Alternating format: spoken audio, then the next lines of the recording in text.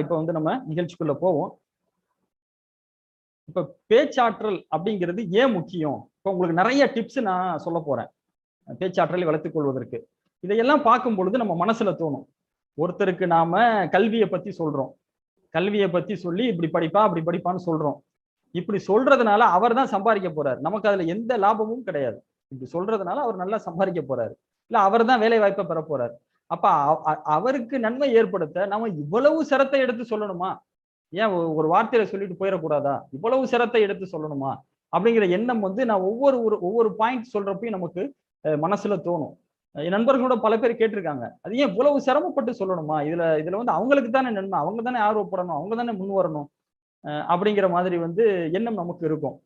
அதனால இப்ப நம்ம ஒரு ஒரு ஒரு நிகழ்ச்சிக்கு போய் பேச போறோம்னா, அது எவ்வளவு முக்கியமானது அப்படிங்கிறத நம்ம தெரிஞ்சுக்கணும். அப்பதான் ஏன் இவ்வளவு சிரத்தை எடுத்துக்கணும்? ஒரு ஒரு பேச்சுக்காக, ஒரு பேச்சினுடைய குறிப்புக்காக இவ்வளவு சிரமம், இவ்வளவு உழைப்பு செய்யணுமா? அப்படிங்கிற ஒரு புரிதல் நமக்கு இருக்கும். இப்ப நம்ம ஒரு ஸ்கூல்ல போய் பேசுறோம். சரிங்களா? இப்ப நம்ம அந்த விஸ்டம் கல்வி பார்த்திருப்பீங்க பேஜ்ல எத்தனையோ கல்வி நிகழ்ச்சிகள் நாம நடத்திக்கிட்டு தான் இருக்கோம். பல்வேறு பள்ளிகள்ல, சில பள்ளிகள்ல நூற்றுக்கணக்கான மாணவர்கள் வருவாங்க. சில பள்ளியில ஆயிரக்கணக்கான மாணவர்கள் இருப்பாங்க. இப்படி பல்வேறு மாணவர்களை, கல்லூரி மாணவர்களை, பெற்றோர்களை இப்படி நிறைய பேர் நம்ம சந்திக்கிறோம். நீங்க யோசிச்சு பாருங்க. நமக்கு வந்து பேசுறதுக்கு ஒரு 1 மணி நேரம் டைம் கொடுக்குறாங்க.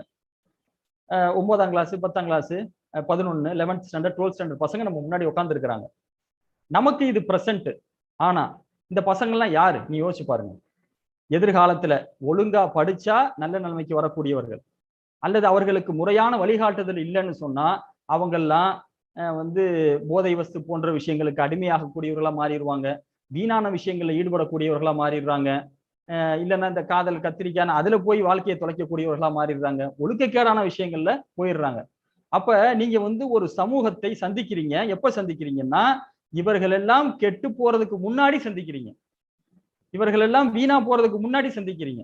இப்ப நமக்கு கூட அந்த ஒரு எண்ணம் இருக்கும். பலருக்கு இருக்கும் நம்மள. நான் படிக்கிறப்ப என்கிட்ட ஒருத்தர் வந்து சொல்லக்கூடாதா? ஒரு பேச்சுக்கு ஒரு உதாரணத்துக்கு சொல்றேன். இது சாத்தியம் இல்லை, இருந்தாலும் சொல்றேன். ஒரு டைம் மிஷின் எடுத்துட்டு போய் நான் 9ஆம் கிளாஸ் படிக்கும் பொழுது, நான் 10ஆம் கிளாஸ் படிக்கும் பொழுது யாராவது வந்து இருந்து இப்படி நமக்கு ஒரு அட்வைஸ் பண்ணியிருந்திருக்கலாமே, சொல்லியிருந்தா நம்ம கேட்டிருந்திருப்போமே, இப்படி ஆயிருப்போமே, அப்படி ஆயிருப்போமே, எப்படி நம்ம மனசுல தோணும். உண்மையா பாத்தீங்கன்னா நாம ஒரு பிரசன்ட் டென்ஸ், ஒரு நிகழ்காலத்துல வாழ்ந்தாலும் இது உண்மையிலே எல்லாருக்குமான நிகழ்காலம் அல்ல. இப்ப அந்த பசங்களை எடுத்துக்கங்களேன். அவங்கள பொறுத்த வரைக்கும் நீங்க அவர்களுடைய கடந்த காலத்துல போய் பேசுறீங்க. இந்த இந்த பையன் நம்முடைய வயசை அடையும் பொழுது 30, 35 வயசு, 40 வயசு அடையும் பொழுது யோசிப்பான்ல. அப்ப அவன் நினைப்பான் ஒரு டைம் மிஷின் எல்லாம் உலகத்துல இல்ல. நான் அப்படி ஒரு கான்செப்ட் இல்ல. நீங்க புரிஞ்சுக்கிறதுக்காக உதாரணத்துக்கு சொல்றேன். ஒரு டைம் மிஷினை எடுத்துட்டு போய் நான் 8ஆம் கிளாஸ் 10ஆம் கிளாஸ் படிக்கும் பொழுது எனக்கு யாராவது ஒரு அறிவுரை சொல்லியிருக்கலாமே அப்படின்னு அவன் நினைச்சான்னா அந்த டைம் மிஷின் நம்ம தான். ஒரு 10ஆம் கிளாஸ் 11ஆம் கிளாஸ் பசங்க முன்னாடி போய் நிக்கிறோம்ல, என்ன ஒரு ஒரு ஊமைக்காக சொல்றேன். அப்போ ஒரு டைம் மிஷினை எடுத்துட்டு வந்து அவனுக்கு அறிவுரை சொல்லக்கூடிய இடத்துல நாம நிக்கிறோம். நமக்கு இது நிகழ்காலமா இருந்தாலும் அந்த பசங்களுக்கு அது கடந்த காலம். அவர்களுடைய கடந்த காலத்துக்கு சென்று அவர்களுடைய எதிர்காலத்தை மாற்றக்கூடிய பணி இது. அவர்களுடைய கடந்த காலத்துக்கு சென்று அவர்களுடைய எதிர்காலத்தை மாற்றக்கூடிய ஒரு மிகப்பெரிய வாய்ப்பை அல்லாஹ் நமக்கு கொடுத்திருப்பதாக நீங்க கற்பனை செய்து கொள்ளலாம். ஒரு ஸ்டேஜ் பிடிச்சி மைக்க பிடிச்சி பேசுறீங்க 9th 10th அப்படின்னா 20 வருஷம் சென்று 10 வருஷம் சென்று அவன் என்னமோவா ஆக போறான். இந்த நமக்கு கிடைக்கக்கூடிய இந்த 1/2 மணி நேரம் 1 மணி நேரத்தில் நாம் பேசக்கூடிய பேச்சு அவனுடைய மனசை மாற்றணும்னு சொன்னா, அவனுக்கு நம்ம புரிய வச்சிட்டோம்னு சொன்னா அவன் ஒரு நல்ல ஒரு ஆற்றல் மிக்க மனிதனாக, அதிகாரம் மிக்க மனிதனாக, அவனும் பயன்பெற்று சமூகத்துக்கு பயனளிக்கக்கூடிய ஒரு நல்ல மனிதனாக நம்மளால மாற்ற முடியும். சோ இந்த நேரம் என்பது சோ காஸ்ட்லி. நீங்க வந்து அதை ரொம்ப அண்டர் எஸ்டிமேட் பண்ணிடக்கூடாது. மைக்க பிடிச்சோம் பேசணும் அப்படி கிடையாது. ஒருத்தருடைய கடந்த காலத்துக்கு போய் அவருக்கு ஒரு அறிவுரை சொல்வதுங்கிறது எவ்வளவு பெரிய விஷயம். நீங்க அதை யோசிச்சு பாருங்க. இது ஒண்ணு. அதனால ஏன் இது முக்கியம், ஏன் இவ்வளவு சிரத்தை எடுத்துக்கணும் அப்படிங்கிறது. 2வது பர்சனலா நம்மள எடுத்தா கூட நாம ஒரு நிகழ்ச்சியில போய் 1 மணி நேரம் அவ்வளவுதான் அதிகபட்சம் கிடைக்கும். 1 மணி நேரம் இல்ல 1.5 அதுக்கு மேல பேசினா யாரும் கேட்க மாட்டாங்க. இது மாதிரியான பயிற்சி முகாம்கள் நம்ம ஒரு பயிற்சி எடுக்கிறதுக்காக நம்ம சில மணி நேரங்களை செலவு செய்யறோம்.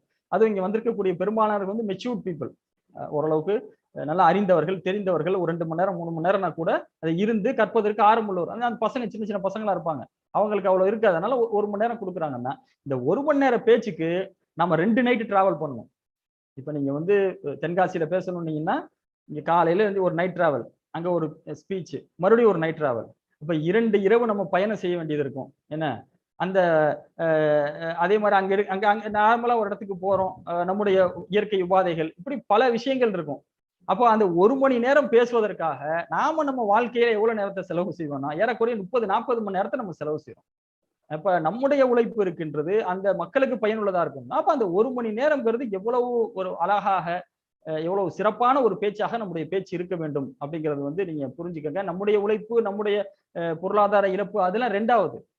நான் ஏற்கனவே முதல்ல சொன்ன மாதிரி ஒருவருடைய கடந்த காலத்துக்கு சென்று அவர்களுக்கு நீங்க அறிவுரை சொல்றதுங்கிறது யாருக்கும் கிடைக்காத ஒரு வாய்ப்பு. அவ்வளவு எளிதில் எல்லாரும் கிடைச்சிடாது. நமக்கு இது நிகழ்காலமாக இருக்கலாம். அந்த பசங்களை பொறுத்தவரை இது கடந்த காலம். 20 வருஷம் சென்று 30 வருஷம் சென்று யோசிப்பான். எத்தனையோ பேர் எனக்கு தெரியும். கல்வியில முன்னேறவர்கள்லாம் சொல்லுவாங்க.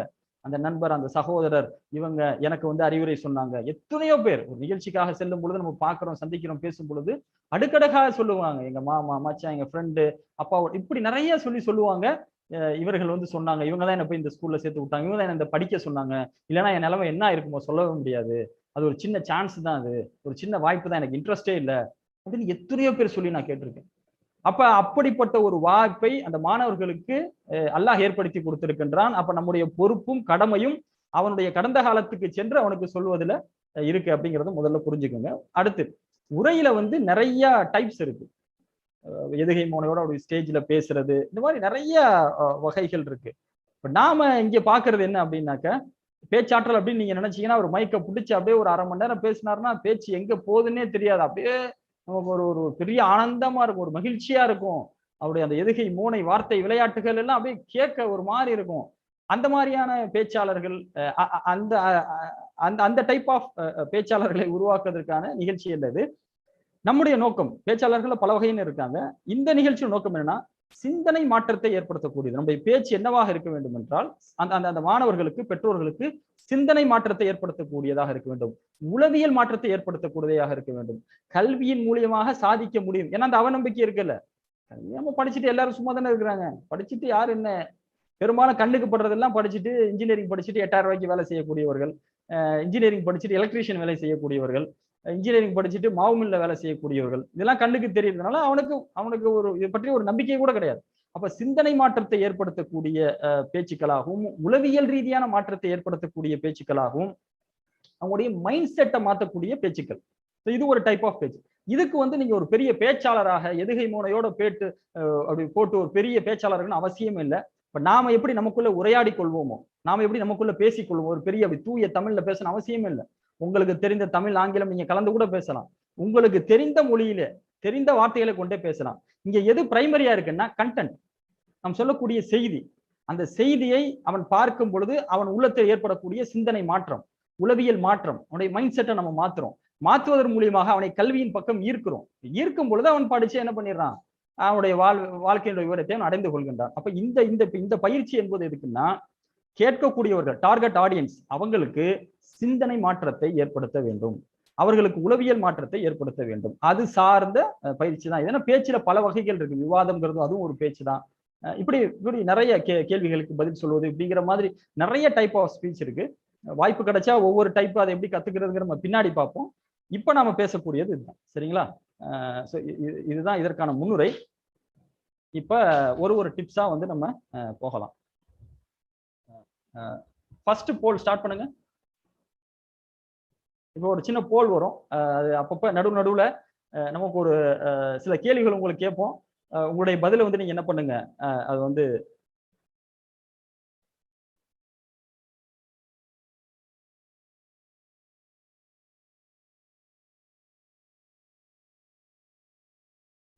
எல்லாரும் போல்ல வந்து கிளிக் பண்ணுங்க. உங்களுடைய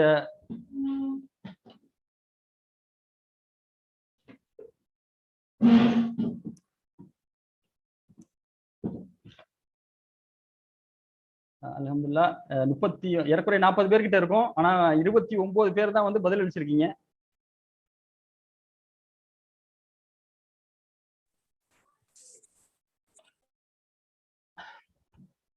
சீக்கிரம் நம்ம போல வைண்ட் அப் பண்ணிடுவோம். ஓகே பிரதர் அன்சாரி, போல வைண்ட் அப் பண்ணிடுங்க, நம்ம செஷன் ஸ்டார்ட் பண்ணுவோம். ஓகே சரி. ஓகே, ஸோ முதல்ல நம்ம தெரிஞ்சுக்க வேண்டியது, வாய்ஸ்ல வீடியோல ஏதாவது டிஸ்டர்பன்ஸ் இருந்ததுன்னா தயவு செஞ்சு சொல்லுங்க, அதுக்கேற்ற மாதிரி நான் அட்ஜஸ்ட் பண்ணிக்கிறேன். முதல் டிப்ஸ், ஃபர்ஸ்ட் நம்ம தெரிஞ்சுக்க வேண்டியது, ஒருத்தங்களுக்கு நம்ம ஒரு செய்தியை சொல்றோம், ஒரு கருத்தை சொல்லி அந்த கருத்தை நோக்கி நம்ம மக்கள் அழைக்கிறோம் அப்படின்னா இது இந்த பேச்சு எப்படி இருக்கணும்னா ஏணிப்படி மாதிரி இருக்கணும். இப்ப அவர் 9th 10th 11th 12th இல்ல காலேஜ் படிக்கிற பையன், சரிங்களா? நாம கல்வியின் மூலியமாக ஒரு நிலை அடைஞ்சிருப்போம், நமக்குன்னு ஒரு வயசு இருக்கு, நமக்குன்னு ஒரு அனுபவம் இருக்கு. என்ன அப்ப நாம வந்து அந்த ஏணியினுடைய உயரத்துல இருப்போம், அவர் வந்து கீழே இருக்காரு. அந்த வயசுல நம்மளும் அப்படிதான் இருந்திருப்போம். இப்ப நம்ம லெவலுக்கு அவங்ககிட்ட போய் பேசினோம்னா அவங்களுக்கு புரியாது. சோ ஏணிப்படி மாதிரி ஒருத்தர் வந்து உயர்த்தணும்னு நினைக்கிறோம்ல, அப்படியே மேல எல்லாம் தூக்க முடியாது, இயற்கையில பாசிபிள் இல்ல.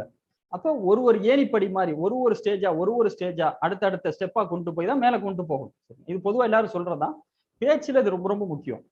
அவருக்கு ஒரு செய்தி புதுசா நீங்க சொல்றீங்கன்னா அவருக்கு தெரிஞ்ச செய்தி, அவர் ஒத்துக்கொண்ட ஒரு செய்தி, அதுல இருந்துதான் அவருக்கு தெரியாத ஒரு செய்தியை சொல்லணும். பொதுவாவே கற்பித்தல் டீச்சிங்கினுடைய அடிப்படை இது, தெளிவா புரிஞ்சுக்கோங்க. சில உதாரணங்களை உங்களுக்கு சொல்றேன். தெரிந்ததுல இருந்துதான் தெரியாததை சொல்லிக் கொடுக்கணும். என்ன அறிந்ததுல இருந்துதான் அறியாதை சொல்லிக் கொடுக்கணும். அப்ப உங்களுக்கு ஒரு சின்ன எக்ஸாம்பிள் சொல்றேன் பாருங்களேன்.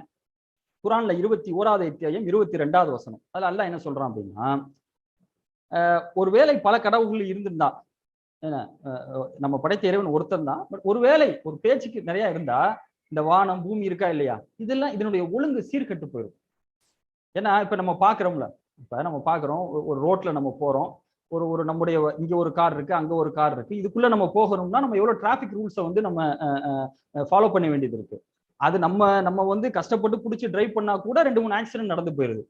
இதை விட பல மடங்கு வேகமாக சுத்தக்கூடிய பூமி, சந்திரன், சூரியன், இன்ன பிற நட்சத்திரங்கள், இப்படி வான்வெளியில எவ்வளவோ பொருட்கள் இருக்கு. என்ன இருந்தாலும் நம்முடைய பூமி, சூரியன், சந்திரன்லாம் பாருங்க, தினம் அது பாட்டுக்கு அது வேலை செய்யுது, நிலை பெற்று இருக்கு. அல்லாஹ் பயன்படுத்தக்கூடிய வார்த்தை என்ன, இதெல்லாமே நிலை பெற்று இருக்கு, ஒழுங்கா இருக்கு.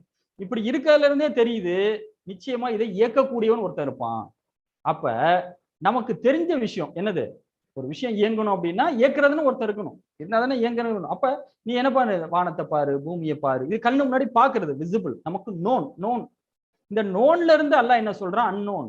கடவுள், இப்ப கடவுள் இருக்கிறாரு அப்படிங்கிறோம், கடவுள் நம்ம யாரை பார்த்தோமா இல்ல, மனுஷனை பொறுத்தவரைக்கும் அது அன்னோன், தெரியாது, யார் பார்த்தா கடவுளை கிடையாது. ஆனா இது மூலியமாக நீ அறிந்து கொள்ள முடியும். அப்ப நமக்கு தெரிஞ்ச விஷயத்துல இருந்து அல்லாஹ் என்ன பண்றான், தெரியாத விஷயம், கடவுள் இருக்கிறான், அந்த கடவுள் ஒரு கடவுள் தான் அப்படிங்கிற ஒரு செய்தி அல்லாஹ் என்ன பண்றான், எல்லா இடத்துலயும் சொல்றான். 30வது அத்தியாயம் 25வது வசனம், இதுல கூட நீங்க பார்க்கலாம். இந்த மாதிரி குரான்ல நிறைய இருக்கு, நான் ஒண்ணு சொல்றேன். இப்ப இதே நம்ம கல்வி எடுத்துக்கங்களேன், இப்ப இதே கல்வி ஸ்பீச். அப்ப நம்ம என்ன சொல்றோம், பசங்க சொல்லுவாங்க, சார் மேக்ஸ் ரொம்ப கஷ்டம் சார், மேக்ஸ் வந்து யாருக்கு பிடிக்கல கை தூக்குன்னா எல்லாரும் கை தூக்குவாங்க. இப்போ இந்த நிகழ்ச்சியிலே வந்து மேக்ஸ் யாருக்கு பிடிக்கல கை தூக்குங்கன்னா பெரும்பாலான ஆளுங்க கை தூக்குவாங்க, ஐயோ மேக்ஸ் ஆளை விட்டுருங்கப்பா அப்படின்னு. அப்ப அவர்களுக்கு நம்ம என்ன பண்றோம், அவர்களுக்கு தெரிஞ்ச விஷயம். இப்ப மேக்ஸ் வந்து நீ கஷ்டம்னு சொல்றியா இல்லையா, ஓகே கஷ்டம், அப்படி ஓரமா இருக்கட்டும், கஷ்டமாவே இருக்கட்டும், ஆச்சா இருந்துருப்போம். இப்ப நீ வந்து வாழ்க்கையில சைக்கிள் ஓட்ட தெரியுமா, பைக் ஓட்ட தெரியுமா அப்படின்னு கேட்போம். சொல்லுவாங்க பசங்க பாத்தீங்கன்னா, சூப்பர் தெரியும் சார் அப்படிம்பாங்க. சைக்கிள் ஓட்டுறப்ப இல்ல பைக் ஓட்டுறப்ப முதல்ல விழுந்து வாரினியா, நல்லபடியா சைக்கிள் ஓட்டுனியா அப்படின்னு கேட்போம். இல்ல ஓட்டுறப்ப விழுந்துதான் வாரணும், கையில அடிபட்டுச்சு, காலில் அடிபட்டுச்சு, கரெக்ட். அப்ப சைக்கிள் ஓட்டுறப்ப பைக் ஓட்டுறப்ப விழுந்து வாருனா கஷ்டமா இருந்துச்சு, கஷ்டமா இருக்கு அப்படின்னு சொல்லி நீ வாழ்க்கையில அதை நான் தொடவே மாட்டேன்னு சொன்னியா, திருப்பி முயற்சி பண்ணி அந்த பைக்கையும் சைக்கிளையும் இப்ப சூப்பரா ஓட்டுறியான்னா பசங்க சொல்லுவாங்க, இல்ல சார் 2 வாட்டி விழுந்து வாரினேன், அப்புறம் திருப்பி ஓட்டினேன், இப்ப சூப்பரா பைக் ஓட்டுவோம் சார். அப்ப உனக்கு கஷ்டமா இருந்துச்சு, ஆனா நீ தொடர் முயற்சி செய்யும் பொழுது அது உனக்கு என்னவாச்சு, எளிதாச்சுல.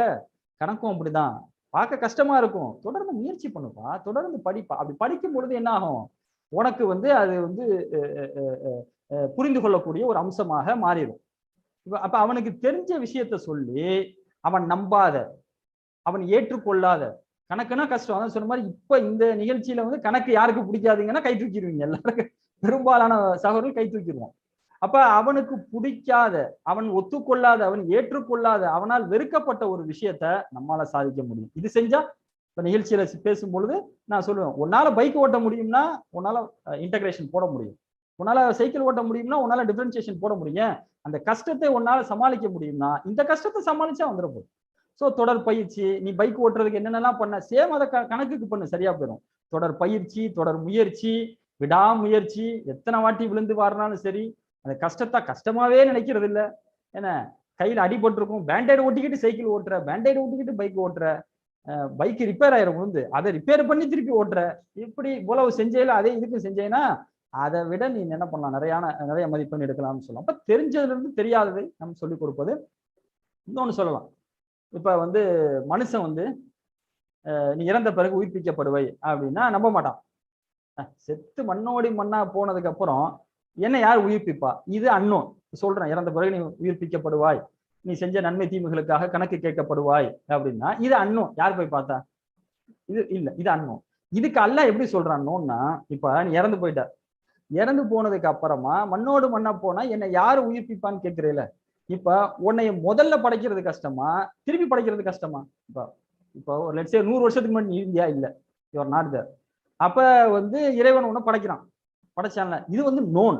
ஏன்னா எனக்கு தெரியும், என்னுடைய பர்த் டேட் எனக்கு தெரியும், ஐ ஹேவ் அ சர்டிபிகேட்.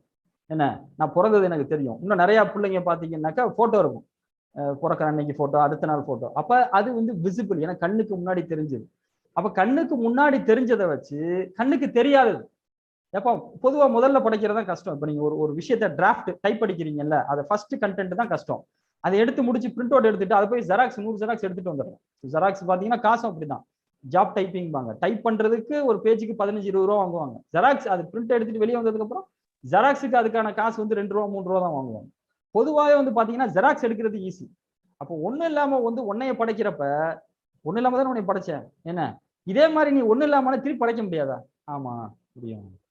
இல்ல, அதாவது தெரிஞ்சதிலிருந்து தெரியாததை அவர்களுக்கு நாம வந்து சொல்லி கொடுக்கிறது. நீங்க இதனாலதான் இஸ்லாம் பாத்தீங்க அப்படின்னா பொதுவாகவே கல்வியை அடிப்படையாக கொண்டது. நம்ம எல்லாருக்கும் தெரியும், குர்ஆனுடைய முதல் வசனம், ரசூலுல்லாஹ் அல்லாஹ் சொன்ன முதல் உரை என்னது? இக்ரா, படி அப்படிங்கிறது தான். அந்த முதல் 5 வசனத்தை 96வது அத்தியாயத்துல இருக்கும், படிச்சு பாருங்க. அதுல அந்த 5 வசனத்துல 3 வசனம் கல்வியை பற்றி பேசும். படி அப்படின்னு சொல்லும், எழுதுகோலை கன்று கற்றுக் கொடுத்தான் அப்படின்னு சொல்லும். அதே மாதிரி வந்து இறைவன் வந்து உனக்கு கற்றுக் கொடுக்கக்கூடியவனாக இருக்கு. இப்படி எல்லாம் கற்போம் கற்பிப்போம் இதுதான் இருக்கும் அந்த வசனத்துல. கூடுதலாக ஒரு செய்தி சொல்லப்பட்டிருக்கும். அதுவும் பாத்தீங்கன்னா அறிவியல் சார்ந்த செய்தியா இருக்கும். ஒரு கருவிலிருந்து மனிதன் படைக்கப்படக்கூடிய ஒரு செய்தியா இருக்கும். முதல்ல இறைவன் வந்து எவ்வளவோ செய்திகளை நமக்கு சொல்றான். தொழுகணும், நோன்பு வைக்கணும், எவ்வளவோ சட்ட திட்டங்கள், எவ்வளவோ இருக்கு. எவ்வளவோ 100 விஷயங்கள் இருக்கும் பொழுது, 100 முக்கியமான விஷயங்கள் இருக்கும் பொழுது அல்லாஹ் முதல்ல எதை தேர்ந்தெடுக்கிறான் பாருங்க, கல்வி. ஏன்னா இது அடிப்படை. இப்ப மனுஷனுக்கு போய் கடவுள் இருக்கிறார், இது இறைவேதம், இதோ இவர் உங்களுடைய தூதர், இதெல்லாம் அன்னோன். அந்த கடவுள் ஒரு கடவுள் தான், கடவுளுக்கு இணை வைக்காது, இதெல்லாம் ஸ்பிரிச்சுவல் அன்னோன். இதை சொல்றதுக்கு முன்னாடி அவனுக்கு இருக்கக்கூடிய நோன், அவன் நோன் என்ன? அவன் பூமியை பார்க்கறான், வானத்தை பார்க்கறான், சந்திரனை பார்க்கறான், இலைத்தலைகளை பார்க்கறான், மலையை பார்க்கறான், மின்னலை பார்க்கறான், மேகத்தை பார்க்கறான். இது வந்து நோன். அப்ப இதெல்லாம் குர்ஆன்ல நீங்க பாத்தீங்கன்னா ஒரு 50 வசனம் படிச்சு பாருங்களேன், ஒரு 50 வசனம் படிச்சு பாருங்க. மலையை பத்தி, வானத்தை பத்தி, பூமியை பத்தி, மின்னலை பத்தி, மேகத்தை பத்தி, நீரை சொல்லிக்கிட்டே போல. அந்த மாதிரி இது சம்பந்தமா தொடர் கட்டுரை கூட நான் எழுதியிருக்கேன். வாய்ப்பு கிடைக்கும் பொழுது படுத்துங்க, நான் தேவை பொழுது நம்ம குரூப்ல கூட அதை மென்ஷன் பண்றேன். அப்ப எதுக்கு இது அல்லாஹ் சொல்றான்? ஒரு 50 வசனம் படிச்சீங்கன்னா அப்படி 2 வரும், ஒரு 50 வசனம் படிச்சீங்கன்னா அப்படி 2 வரும். வானம், பூமி இதெல்லாம் வரும். ஏன்? இந்த கல்வி இருந்தால் மட்டும்தான், அதாவது அன்சீன், மறைவானது ஒருத்தர் நம்புவான். அதுதான் இஸ்லாம் ஏன் கல்வியை ரொம்ப வலியுறுத்துதுன்னா, இந்த கல்வி இல்லைன்னு சொன்னா இப்போ ஒரு ஃபோர்ஸ்ஃபுல்லா நீங்க வந்து இதெல்லாம் அப்படிதான் அல்லாதான் இப்படின்னு சொன்னீங்கன்னு வச்சுங்களேன், நம்புறவங்க நம்புவாங்க, நம்பாதவங்க நம்ப மாட்டாங்க. ஆனா அதுதான் சொல்ல வரோம், ஒரு பேச்சு என்பது எப்படி இருக்கணும்னா செய்தியை பகிர்வதல்ல, வென்றெடுப்பது. ரெண்டுக்கு வித்தியாசம் இருக்கு. ஒரு தகவலை டெலிவரி பண்றது ஒரு ஸ்பீச் தான், கண்டென்ட் டெலிவரிம்பாங்க. அது கேட்கக்கூடிய மக்களை வென்றெடுப்பதுன்னா அவருடைய சிந்தனையை மாற்றம் செய்வது. ஒரு வாட்டி நீங்க மாத்திட்டீங்கன்னா அப்புறமாட்டுக்கு அவன் என்ன பண்ண மாட்டான், அடுத்து இதே மாதிரி ஒருத்தர் கஷ்டப்பட்டு சிரமப்பட்டு சிந்தனையை மாத்தினா தான். அது வரைக்கும் 1000 பேர் என்ன சொன்னாலும் மாற மாட்டான். அதே தான் நானும் சொல்றேன். அவன் வந்து மேக்ஸை கஷ்டம்னு நினைச்சிட்டான். நீங்க அவன் சிந்தனையை மாத்தாத வரைக்கும் 200 டியூஷன்ல போட்டாலும் அவனுக்கு மேக்ஸ் வராது. இப்ப நம்மகிட்ட பங்கெடுக்கக்கூடியவர்களுக்கே சேர்த்து சொல்றேனே, நீங்க உங்க சிந்தனையை மாத்தணும் முதல்ல. இப்ப இந்த சிந்தனை மாற்றம் இஸ்லாம் ஏன் வந்து கல்விக்கு அவ்வளவு முக்கியத்துவம் கொடுக்கு, ஏன் வானம் பூமி அறிவியல் பத்தி இவ்வளவு பேசுதுன்னா, அவங்கிட்ட இதை சொன்னா மட்டும் நோன் சொன்னாதான் அன்னோனை வந்து அவங்கிட்ட நிரூபிக்க முடியும். ஆமா கடவுள் இருக்காரு, வாய் பேச முடியாது. சொன்ன மாதிரி ஏற்கனவே உன்னை படைச்சிருக்கேன், மறுபடியும் என்னால படைக்க முடியாதா? இந்த இடத்துல அவன் ஸ்டாப் ஆயிடுவான். என்ன, கடவுள் இருக்காரா, என்னை படைப்பாரா, என்ன கனவு கேள்வி வேணா கேட்பாரா, இப்படி 1000 கேட்பான். இப்படி நீங்க அந்த நோன் சோர்ஸை வச்சு அவனுக்கு தெரிந்த அறிவை கொண்டு சொல்லும் பொழுது அதுக்கு மேல பேச முடியும். சோ அதனாலதான் இஸ்லாம் பாத்தீங்கன்னா இதை வந்து அதிகமாக வலியுறுத்துது. கேட்வேன்னு சொல்லலாம். அவனுக்கு மனிதனுக்கு தெரிந்த விஷயத்திலிருந்து அவன் தெரியாத விஷயங்களை அவனுக்கு போதிப்பது, அவனை ஏற்றுக்கொள்ள வைப்பது, அவனுடைய சிந்தனையிலே மாற்றத்தை ஏற்படுத்துவது. இது அடிப்படை. குரானை தொடர்ந்து வாசிக்கக்கூடியவர்கள், மொழிபெயர்ப்போடு வாசிக்கக்கூடியவர்கள் எல்லாருமே இதை எக்ஸ்பீரியன்ஸ் பண்ணியிருப்போம். ஒரு 30-40 வசனத்துக்கு ஒரு வாட்டி இதை நீங்க என்ன பண்ணிடலாம், வானம், பூமி, கடல், மலை ஒன்ன பாத்திரலாம். ஒரு வசனத்தை உங்களால பாத்திர முடியும். ஏன்னா திருப்பி திருப்பி அல்லாஹ் வந்து அதிகமாக இதுக்கு முக்கியத்துவம் கொடுப்பது. இப்ப ஈக்குவலா இருக்கும். சட்டத்திட்டங்கள் இல்லாத ஈக்குவலா இருக்கும். அறிவியல் சார்ந்த விஷயங்கள், கல்வி சார்ந்த விஷயங்கள், படிப்பு சார்ந்த விஷயங்கள். இதை பத்தி சிந்திக்க மாட்டியா, அதை பத்தி சிந்திக்க மாட்டியா. ஏன்னா இதை சிந்திச்சாதான் அதை நம்புவ. இதை சிந்திச்சாதான் இறைவன் இருக்கிறான் நம்புவ. இறைவனை நம்புனாதான் இறைவனுக்கு அஞ்சுவ. இது ஒரு பாத்தீங்கன்னா அது ஒரு செயின், இது ஒரு பேட்டர்ன், இது ஒரு ஃப்ளோ. சரிங்களா? இட்ஸ் நாட் லைக் ஒரு ரேண்டமா சொல்லப்படக்கூடியது அல்ல அப்படிங்கிறது முடிச்சு நான் அடுத்த செக்ஷனுக்கு வரேன். ஸோ புரிந்ததிலிருந்து புரியாததை நம்ம என்ன பண்ணணும், மாணவர்களுக்கு சொல்லிக் கொடுக்கணும். இதுக்கு முன்னாடி நீங்க நிறைய விஷயங்கள் இருக்கு, இருந்தாலும் அடுத்துக்கு வந்துடும். அடுத்து 2வது செக்ஷன் என்ன பாயிண்ட் என்னன்னா, உதாரணங்கள் மூலம் விளக்குவது. அதாவது ஒரு செய்தியை நீங்க சொல்றீங்கல்ல, இப்போ ஸ்பீச் கொடுக்குறீங்க அப்படின்னா ஒரு பெரிய லென்த்தா சொல்லலாம், ஒரு எக்ஸாம்பிள் வச்சு சொல்லலாம். ஸோ குரான்ல இது வந்து நீங்க நிறைய பார்க்கலாம். இதை வந்து அல்லாஹ் ஒரு அறிவுரையாவே சொல்றான். 14வது அத்தியாயம் 25வது வசனத்துல மக்கள் நல்லுணர்வு பெறும் பொருட்டு உதாரணங்களை கூறுகிறான் இறைவன். குரான் நல்லா சொல்றப்ப அப்போ உதாரணங்கள் மூலியமாக நீங்க வந்து நல்ல முறையில அறிந்து கொள்ளலாம். நல்ல முறையில நீங்கள் அறிந்து கொள்வதற்கு, நீங்கள் நல்லுணர்வை பெற வேண்டும் என்பதற்காக அல்லாஹ் என்ன பண்றான், உங்களுக்கு உதாரணங்களை சொல்லி காமிக்கிறான் அப்படின்னு வந்து அல்லாஹ் வந்து தன்னுடைய திருமறையில சொல்லி காமிக்கிறான். அப்போ உதாரணங்கள் நிறைய எக்ஸாம்பிள் நீங்க சொல்லணும். நிறைய எக்ஸாம்பிள்ஸ் நீங்க கலெக்ட் பண்ணி சொல்லணும். எனக்கு தெரிஞ்ச சில எக்ஸாம்பிள் நான் சொல்லுவேன். இருந்தாலும் நம்முடைய நோக்கம் என்னன்னா, நம்ம உங்களுக்கு தெரிஞ்சதை நீங்க என்ன பண்ணுங்க, இந்த கலந்துரையாடல் நிகழ்ச்சி முடிஞ்ச பிறகு கலந்துரையாடல் சொன்னாலும் சரி, இல்லைனாக்கா நம்ம வாட்ஸ்அப் குரூப்ல சொன்னீங்கன்னாலும் சரி. ஸோ அதிகப்படியான உதாரணங்கள் வச்சு போனோம்னா பெரிய கான்செப்ட் அதை வந்து ஈஸியா சொல்லிடலாம். இப்ப அல்லாஹ் சொல்லக்கூடிய உதாரணம் பாருங்க. அதே 14வது அத்தியாயம் 24 இருந்து 24, 25, 26வது வசனம். நல்ல வார்த்தை, ஸ்பீச் கொடுக்குறோம், நல்ல ஸ்பீச், ஒரு குட் ஸ்பீச், ஒரு நல்ல வார்த்தை. என்ன கலிமத்தை அப்படின்னா, கலிமான வார்த்தை. நல்ல வார்த்தைக்கு உதாரணம் என்னன்னா ஒரு மரம். அந்த மரம் அதனுடைய வேர் ஆழ பதிந்து இருக்கின்றது. அதனால அது கிளை வந்து வான அளவுக்கு உயர்ந்து இருக்குதுங்கிறான்ல. கெட்ட வார்த்தைக்கு உதாரணம் என்னன்னு சொன்னா, அதாவது வந்து மேற்பரப்புல இருக்கக்கூடிய அந்த சல்லி வேறும்பாங்க, செடிகள் மாதிரி.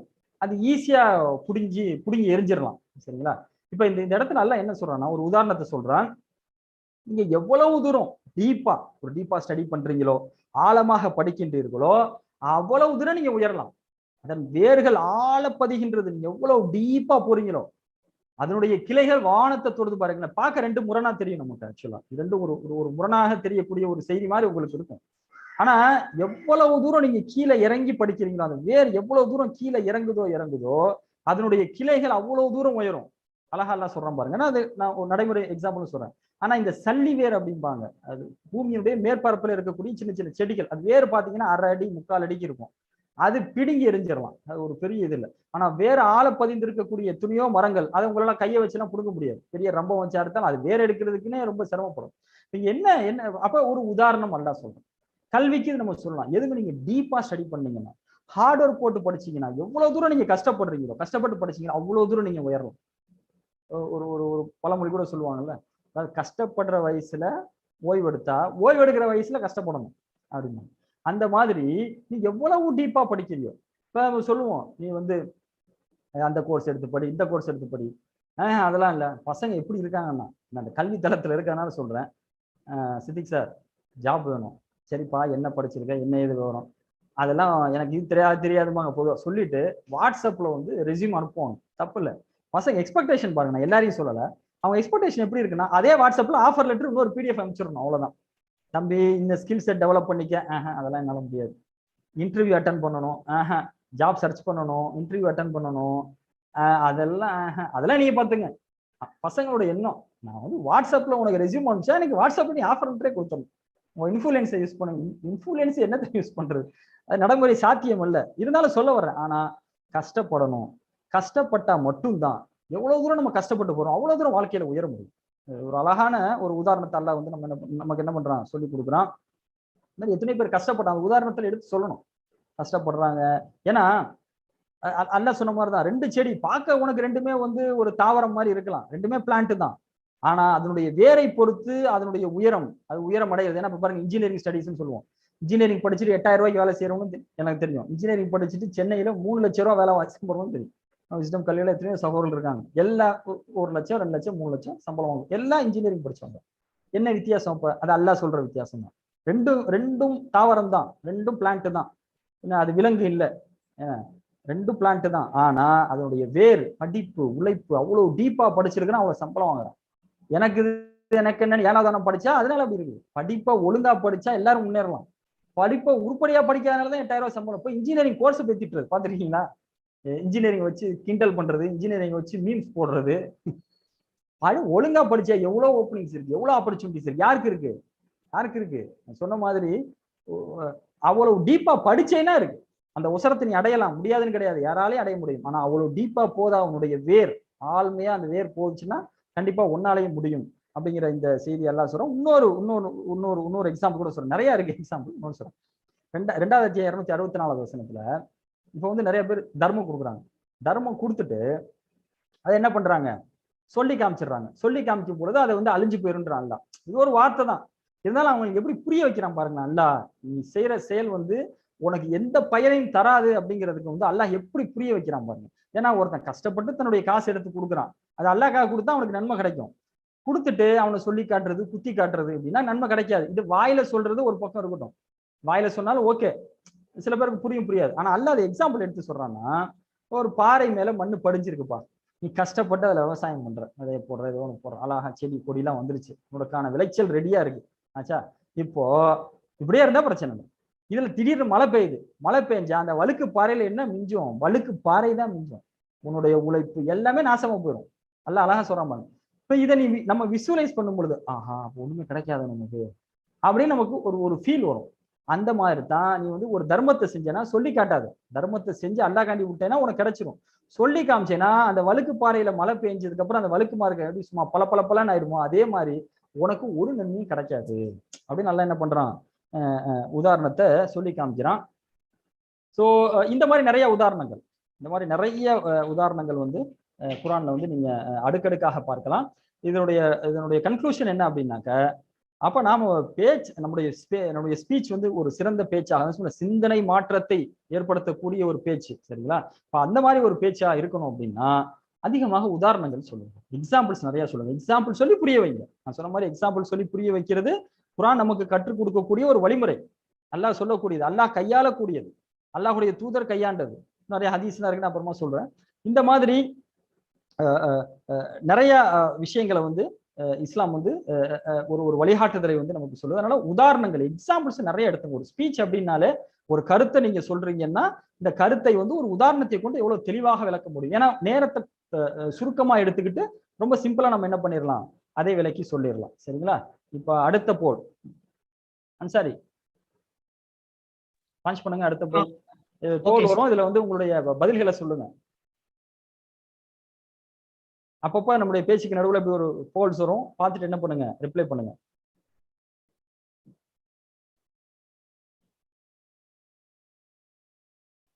ஒரு கேள்வியாக கேட்கப்படும். உங்களுடைய பதிலை, உங்களுக்கு தெரிந்த பதிலை நீங்க என்ன பண்ணுங்க சொல்லலாம்.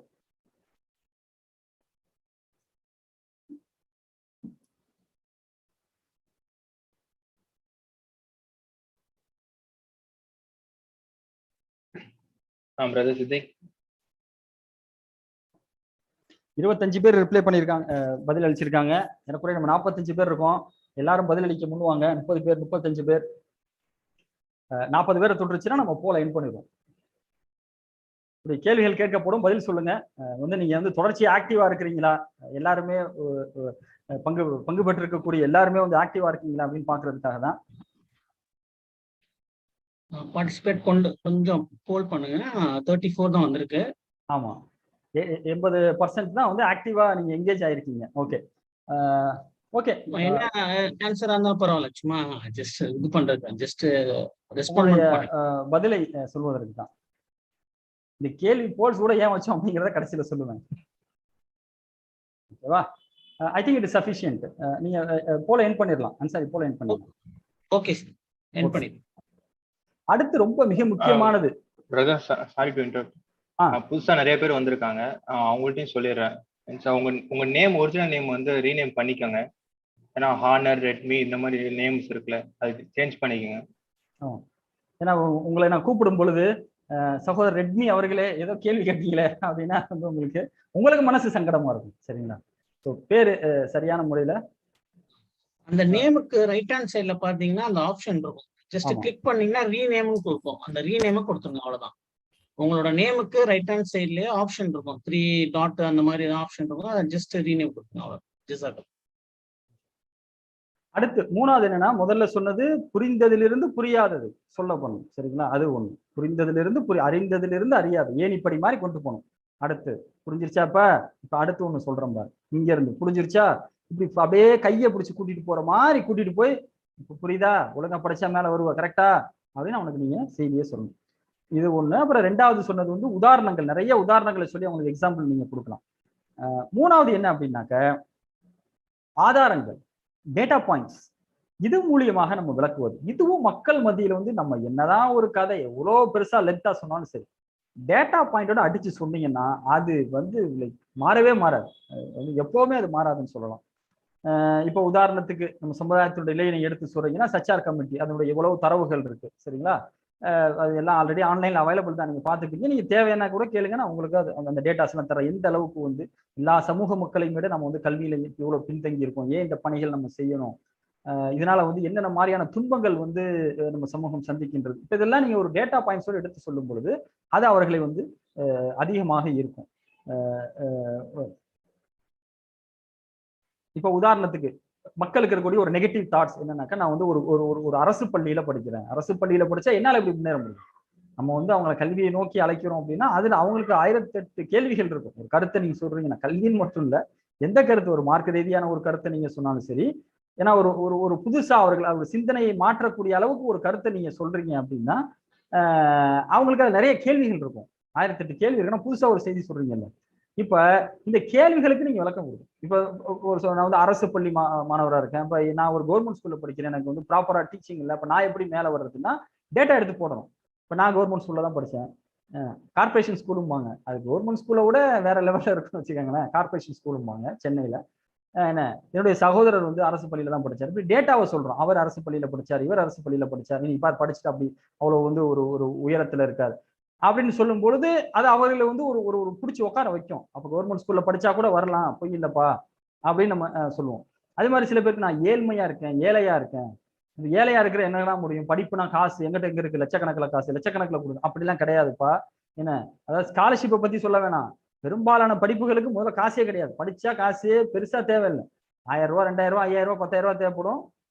அது கூட அரசு கல்வி உதவியா கொடுத்துரும். பொதுவா படிப்புக்கு பணம் தேவையில்லை. பட் நிகழ்ச்சி அதுக்கானது அல்ல. இது சம்பந்தமாவே நம்ம தனியா வீடியோக்கள் நம்ம விஸ்டம் கல்வி யூடியூப் சேனல் இருக்கும், போய் பாத்துக்கோங்க. இதை நீங்க டேட்டா பாயிண்ட்ஸோட சொல்லுங்க. அதான் சொல்றேன், அந்த டேட்டா பாயிண்ட்ஸ் அந்த வீடியோல இருக்கும். ஏன் வந்து பணம் தேவையில்லை, இன்னைக்கு உண்மையாவே படிப்புகளுக்கு எத்தனை ரூபாய்கள் கல்வி கட்டணம் தேவைப்படுது, என்ன படிப்பு, இவ்வளவுதான் 8000 ரூபாய் 7500 ரூபாய் ஒரு வருஷத்துக்கு ஆகக்கூடிய செலவுல இருக்கக்கூடிய படிப்பை கொண்டு நீ எப்படி மாசம் 1 லட்சம் சம்பாதிக்கிறது, எப்படி நீ வந்து மாசம் 2 லட்சம் சம்பாதிக்கிறது, அது சம்பாதிக்கக்கூடிய நபர்கள் அவருடைய ஒரு விட்னஸ், இப்படி வந்து நீங்க ஆதாரத்தோட அள்ளி போட்டீங்கன்னா நீங்க ஓகே, அப்ப ஏழையா இருந்தா கூட படிச்சு முன்னேறலாம், நம்ம வந்து ஒரு அரசு பள்ளியில இருந்தா கூட நம்ம படிச்சு முன்னேறலாம் அப்படிங்கிற ஒரு சிந்தனை அவர்களுக்கு வரும். இதுக்கு மெயினா பாத்தீங்க அப்படின்னாக்கா நம்ம இந்த டேட்டா பாயிண்ட்ஸோட சொல்றோம், நிறைய படிக்கணும். அதாவது ஒரு இதனுடைய உபத்தலைப்பாக சொல்றேன், ஒரு நல்ல ஸ்பீச் எப்ப நம்மளால கொடுக்க முடியும்னா நாம நல்லா படிச்சிருக்கணும். நான் படிச்சிருக்கணும்னா இன்ஜினியரிங் படிச்சிருக்கணும், அதை படிக்க சொல்லாது, படிக்கிறது, நியூஸ் பேப்பர் படிக்கிறது, இந்த டேட்டாக்களை உட்காந்து படிக்கிறது, நார்மல் ஸ்டடி கூகுள் சர்ச் பண்ணி படிக்கிறது, அந்த படிப்பு சொல்றேன். படிப்புன்னா பெரிய டாக்டரேட் அந்த படிப்பு சொல்ல வரல. படிக்கணும்னா படிக்கணும், வாசிக்கணும். எவ்ரிடே வந்து கல்வி சார்ந்த செய்திகளை, அது சார்ந்த விவரங்களை, கல்வியில் சாதித்தவர்கள் அவருடைய வரலாறு, அவர்கள் சொல்லக்கூடிய செய்திகள், இப்படி இந்த மாதிரி நிறைய நம்ம படிக்கணும். நம்முடைய படிச்சா மட்டும்தான் சொல்ல முடியும். இப்போ ஒரு உதாரணத்துக்கு சொல்ல வரேன், நிறைய பேர் ஒரு மார்க்க பயான் பண்ணுவாங்க, அப்படி சொல்றாங்க இப்படி சொல்றாங்க, ஒரு படிப்பே இருக்காது.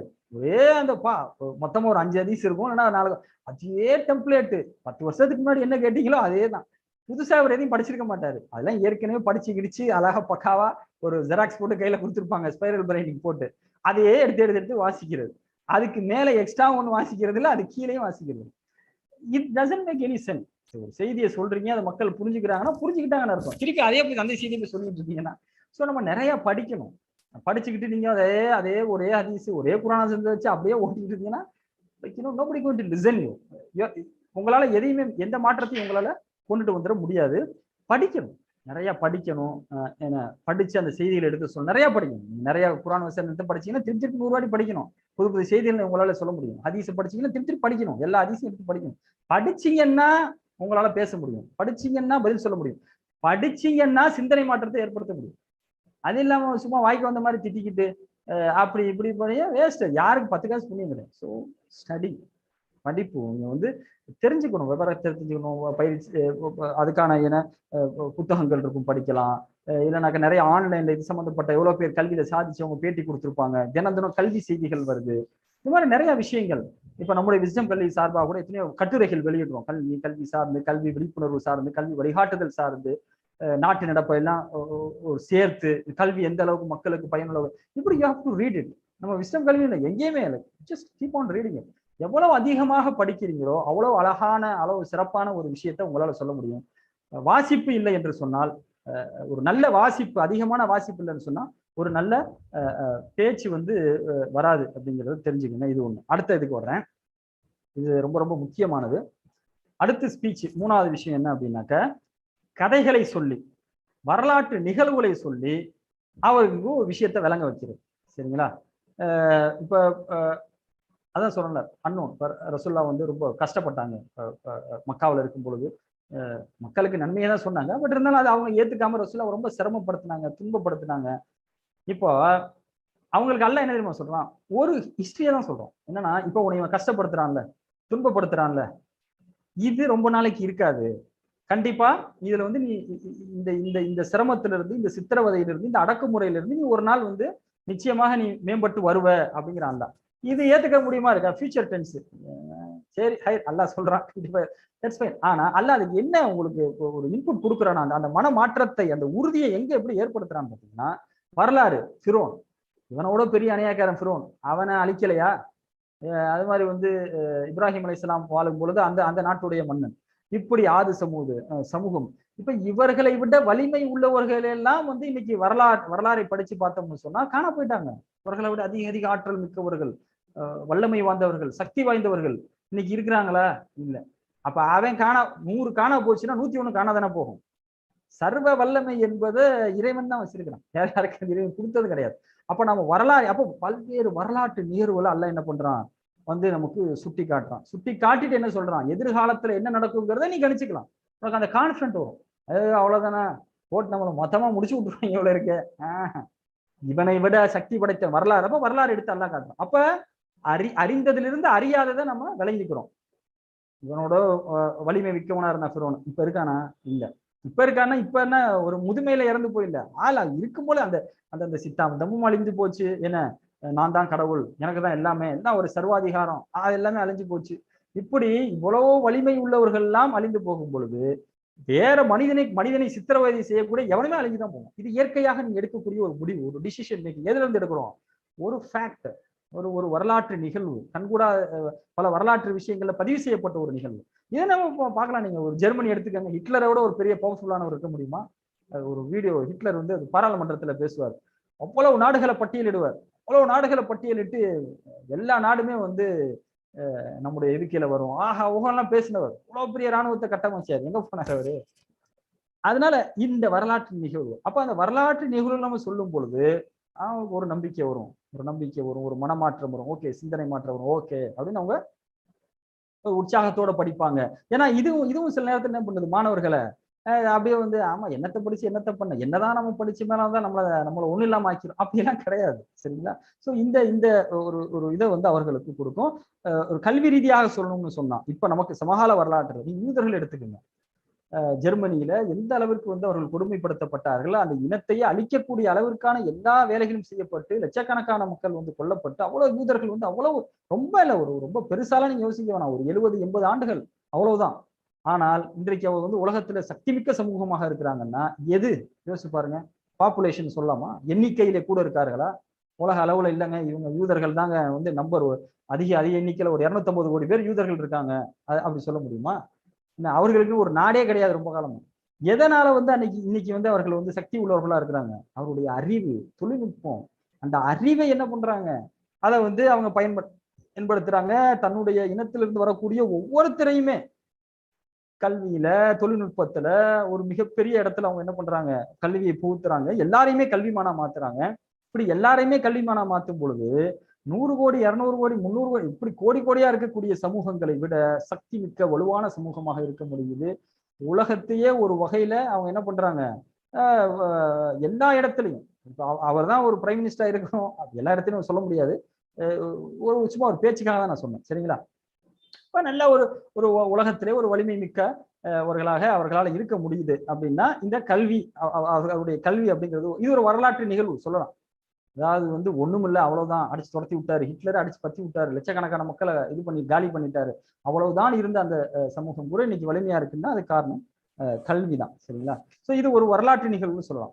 அடுத்து என்னன்னா அசம்ஷன்ஸ். இது ஒரு அசியூம் பண்ணிக்கலாம். ஒரு அசம்ஷனை வச்சு நீங்க என்ன பண்ணலாம், ஒரு அது கற்பனையாக கூட இருக்கலாம், வச்சு நீங்க என்ன பண்ணலாம்னா சில விஷயங்களை எக்ஸ்பிளைன் பண்ணலாம். இப்ப அல்லாஹ் வந்து ஒரு விஷயத்த சொல்றான், இப்ப நீ வந்து நிறைய நன்மைகள் செய்ய, நிறைய நற்செயல்கள் செய்யற, ஆனா உனக்கு அந்த இறை நம்பிக்கைன்னு ஒண்ணு இல்லைன்னு சொன்னா உன்னுடைய நற்செயல் எதுக்கும் பயன் இருக்காதுங்கிறான்ல. இது புரிஞ்சுக்க மனசுன்னு கஷ்டமா இருக்கும். நான் எவ்வளவு நன்மை செஞ்சிருக்கேன், கடவுளை நம்பலன்னு சொன்னா, வந்து இறைவனை நம்பவில்லைன்னு சொன்னா என் நற்செயல்கள்லாம் அழிஞ்சு போயிருமா, எனக்கு பயன் இல்லாம போயிருமா அப்படின்னு போது அல்லாஹ் அதுக்கு என்ன பண்ற, ஒரு உதாரணத்தை சொல்றான். 24:40 வசனத்துல ஒருத்தன் வந்து கடல் கீழே இருக்கான், ரொம்ப டீப்பா போயிட்டா, இருளுக்கு மேல இருள் அப்படின்னு சொல்லி அந்த இருள் முழுக்க இருள் கடலுக்கு உள்ள போயிட்டான். அப்ப அந்த இருள்ல தன்னுடைய கையை பார்த்தான்னா அவனால கையை பார்க்க முடியாது, இருள் எல்லாமே இருள். அப்ப அல்லாஹ் என்ன சொல்ற வரானா, உன் கை தான், அதான் உன்னுடைய நற்செயல் தான், ஆனா வெளிச்சம் ஒளி இல்லைன்னு சொன்னா உன்னால கையை பார்க்க முடியுமா, காலை பார்க்க முடியுமா, முடியாது இல்ல.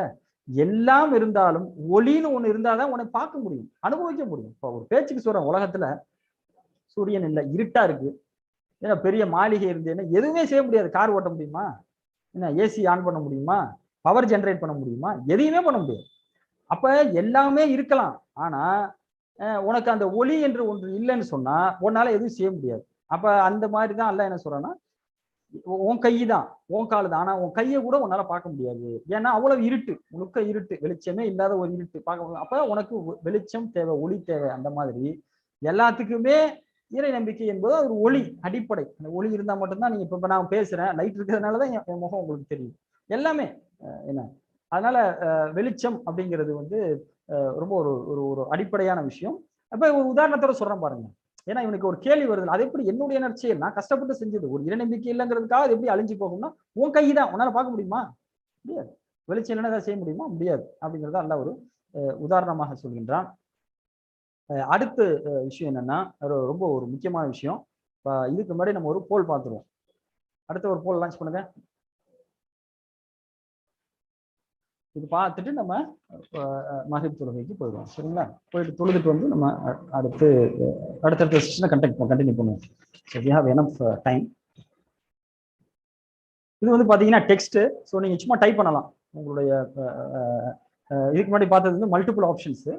ஸோ இது வந்து டெக்ஸ்ட். இந்த கேள்விக்கு நீங்க என்ன பண்ணலாம், பதில் கொடுக்கலாம். பதில் சொல்ற மாதிரி இதுல ஆப்ஷன் இருக்கும்ல, டைப் பண்ற மாதிரி இருக்கா? ஏன்னா யாருமே ஆன்சர் பண்ணல இது வரைக்கும். நீங்க இங்க டைப் பண்ற அளவுக்கு ஆப்ஷன்ஸ் இருக்காங்க? எதுவும் வரலையே சித்திக். ஒரே ஒருத்தர் மட்டும் ஆன்சர் பண்ணியிருக்காரு, அவருக்கு மட்டும் எப்படி இருந்துச்சு?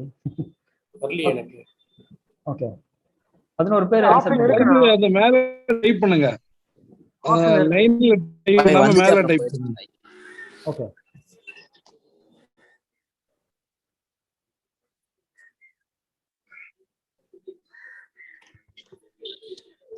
எத்தனை பேர் இது வரைக்கும்? 8 பேர் ஆன்சர் பண்ணிருக்காங்க. ஓகே, எத்தனை பேர்? தமிழ் இங்கிலீஷ் எதுனாலும் நீங்க டைப் பண்ணலாம். நீங்க தமிழ் இங்கிலீஷ் எதுனாலும் டைப் பண்ணலாம். ஈவன் நீங்க மொபைல் போன்ல ஜாயின் பண்ணிருந்தீங்கன்னா கூட நீங்க டைப் பண்ணலாம். 13 பேர் டைப் பண்ணிருக்காங்க. அப்புறம் போயிடுச்சு அதுவே. இல்ல போல் எண்ட் பண்ணல, இருக்கு. போல் எண்ட் பண்ணல, ஆன்சர் பண்ணுங்க. 13 பேர் தான் பண்ணிருக்கீங்க. 16. ஓகே, நீங்கள் பேச விரும்பும் தலைப்பு, உங்களுக்கு என்ன டாபிக்ஸ் எல்லாம் பிடிக்கும்? இப்போ ஒரு பேச்சாளரானா நீங்க வந்து லெட்ஸ் சே ஃபர்ஸ்ட் டாபிக் என்ன பேசுவீங்க? இல்ல ஆல்ரெடி நீங்க பேச்சாளராக இருப்பீங்கன்னா யாரையும் அண்டர் எஸ்டிமேட் பண்ணல, பட் என்ன மாதிரியான தலைப்புகள்ல பேசுறதுங்கிறது வந்து ரொம்ப பிடிக்கும். எனக்கு இந்த கல்வி சார்ந்து பேசுறதுங்கிறது ரொம்ப ரொம்ப பிடிக்கும்.